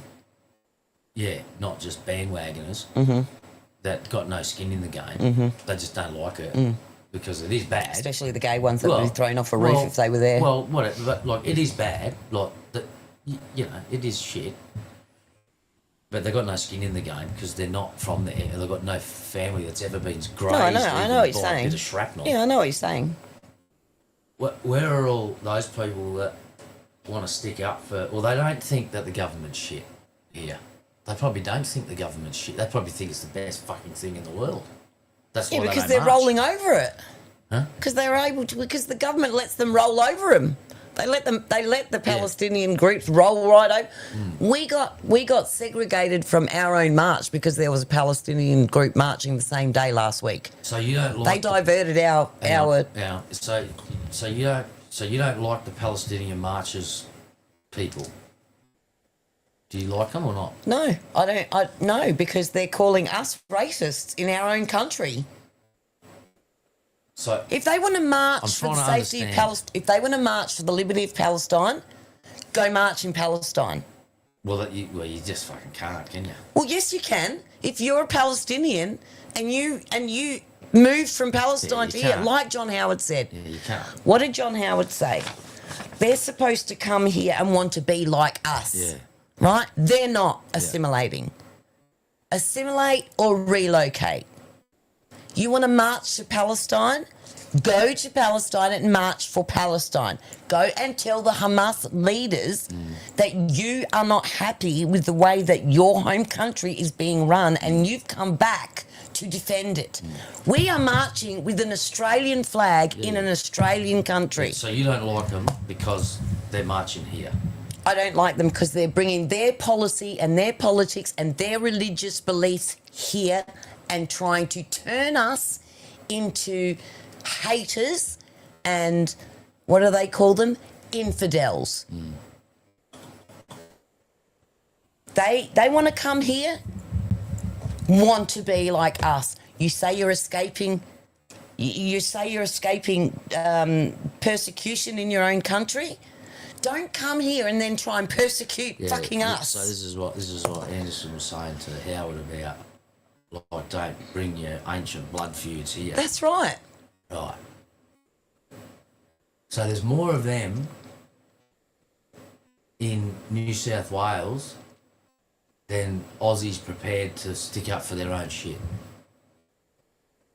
I think so. There would have been 50,000 at least people marching that day. It had to have been. Like a stadium full of people would have been marching that day, right? Well, I imagine that NGOs, like non-government entities, would pay for people to be bussed in from regional Sydney, regional New South Wales, right, for the march, or their own little Muslim groups would have bussed people out, right? But I think you'll find that. But in head-to-head count, it's definitely more of us than there is of them. Oh, If we all got our shit together and stuck together and we're bipartisan about it, then they wouldn't have a chance. They wouldn't even get to Sydney Harbour Bridge, let alone block it. I don't like. You sound like you want to be. It's an us against them thing, and that's the problem we've got. It's not an us against them thing. Like I said, it's as simple as what I said. If you want to create a 50,000 strong march with people spreading violent hate messages in the country that you're living in and you escaped from because you wanted freedom, you cannot come here and call us racists or infidels or Muslim haters or whatever, the Islamophobia, phobics. You can't call us that because we oppose you bringing your blood feuds here and expecting us to take your side over our own nation's sovereignty. And our government should be disgusted in themselves for playing any part in their little game, pandering to them at all. They should never have gotten permits for a Palestinian march in Australia. Yeah, and then when you look at how it's said about the world should have come out and this particular government, and he said, no, that's all I've got to say on that, you know, about how he was disgusted about how this government did not condemn it. He said, oh, that's a blue. And now look at what's happened. That's what I'm saying. Because they love it because they can roll right over the government. They've got no worries. The government is shit scared of them. They think they're going to do jihad on them. Yeah. Well, they definitely won't vote for him again if they shit can them. Like, you know, they're not voting for them. They're voting for their own people. They're putting their own people into positions where soon we're going to have an English government run by Muslims, an Australian government run by Muslims, a Texas government run by Muslims. In Texas. Fuck. Well, Australia, it's just more reason to wave your flag and tell them enough's enough. And that's the government, that is, not these Palestinian people that actually live here as citizens and residents next door to you. No, this is exactly what some want to happen. Yeah, and let's be mindful of the fact that not every Palestinian or Muslim person partook in those marches. Yeah, but even still, those people are prepared to step back from it and say, no, I'm living in Australia. I'm not going to participate in it. That is a healthy mindset for someone who has extricated themselves from Palestine for all of the lifelong trouble they face. They've extricated themselves to here. They see these marches and they say, no, I moved here because I want to be part of this culture, not that culture. Those people are welcome. They can come and have dinner at my table. But if I invite you to dinner and you walk in wearing a Palestinian flag on your thing and say, oh, sorry, you can't drink alcohol while I'm in the house because it's against our religion, you infidel, go get fucked. I'm gonna come here and bomb you. Then you're done. Goodbye. Don't let the fucking door hit you in the ass. So, you know, that's just the way it is in my case, in my view. Yeah, the daughter's home. The drunk daughter's home. Might be time to... Yes, it is time. It's 12:37, so we are going to wind this up. But I'm just going to end it just to remind everybody that we are live streaming from Rundle Park again on Saturday the 13th from around about midday.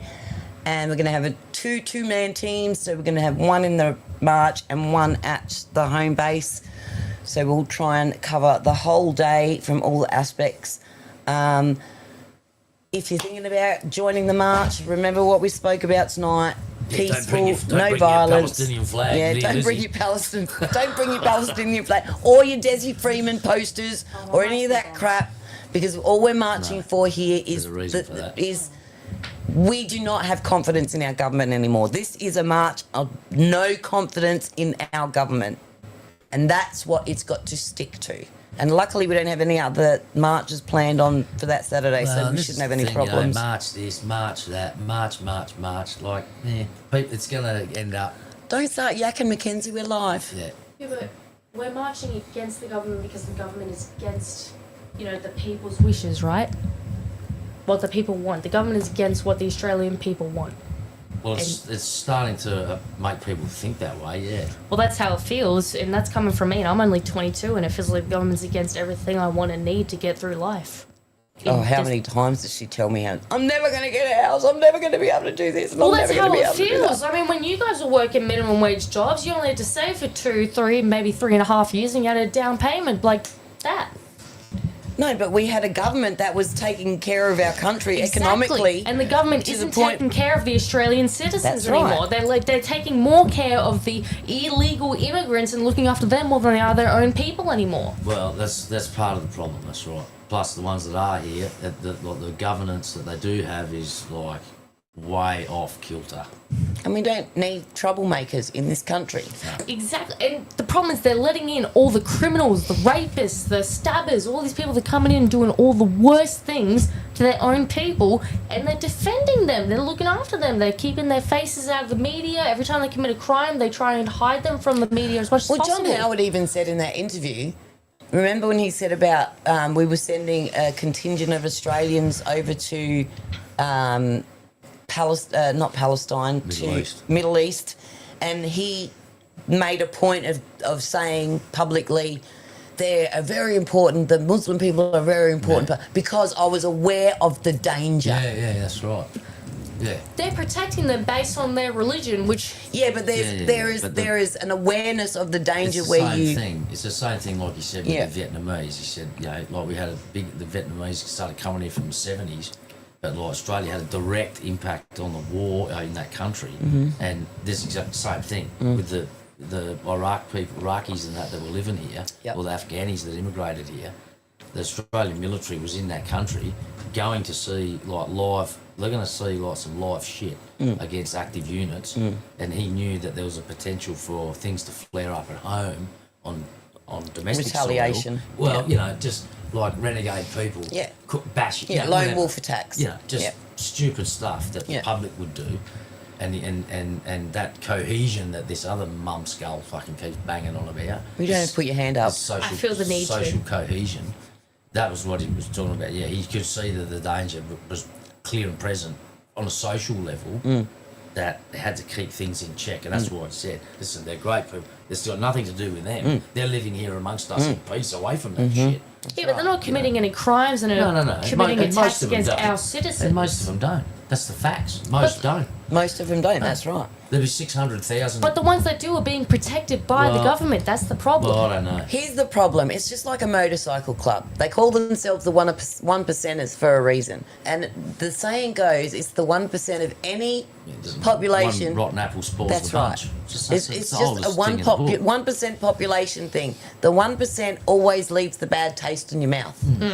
So, on that note, bad tastes. It's 1:45 here in the morning, so we're going to wrap it up. Adam flies back to work tomorrow, so he's got to get ready, start getting used to the alarm going off at 3 a.m. This is my dad. He works really hard for our family. I don't even go to bed till 3 a.m. for God's sake most days. No, I know, but like, I know, but I couldn't possibly do that and then get up at 3 a.m. to go to work. Exactly. Dad works really hard for the family. Yes, he does. To support 5 people. Works really hard. And so, as usual, guys, we're going to wrap things up. But first of all, just say goodbyes, Adam and Mackenzie, I guess. Hi, everyone. Got a big shout out to M&A Royal Barbers for my new cuts. Oh yeah, Give him Adam got a Father's Day present today. Everything. Adam used his Father's Day present today. He got a hot towel shave and hot towel shave from the boys down at MA Royal Barbers, Alex down at Morpeth Vale. If you're down at Morpeth Vale, if you get down go there, see the go boys. And see him, man. He does a great job on the cutthroat. Really looks after us. Can I do a shout out? Quick. All right, shout out to the Sons of the Southern Cross down in Lonsdale. Free entry, cheap drinks, live music, amazing people. They look after you there. There you go. And I'm going to do a shout out to, I don't even know who. Our family. I've got no one to shout out to. Michael Shams from I'm so lonely. Shout out to my dad. Okay, yeah, well, that's true. We did speak to our financial planner today, so... Yesterday. Yesterday now, technically. Is that the Australian Constitution? And I have teed up with him to come onto the show and do a long form. So if you are interested in securing your financial future in these unsteady times, be on the lookout for that. And I will obviously let you know when and where it's happening. But this Saturday, lunchtime, whatever time zone you're in, I'm in Adelaide. Work it out. We'll see you then. We'll see you live. Have a great day. Follow the facts and share the love, guys. Bye-bye. See ya. Bye.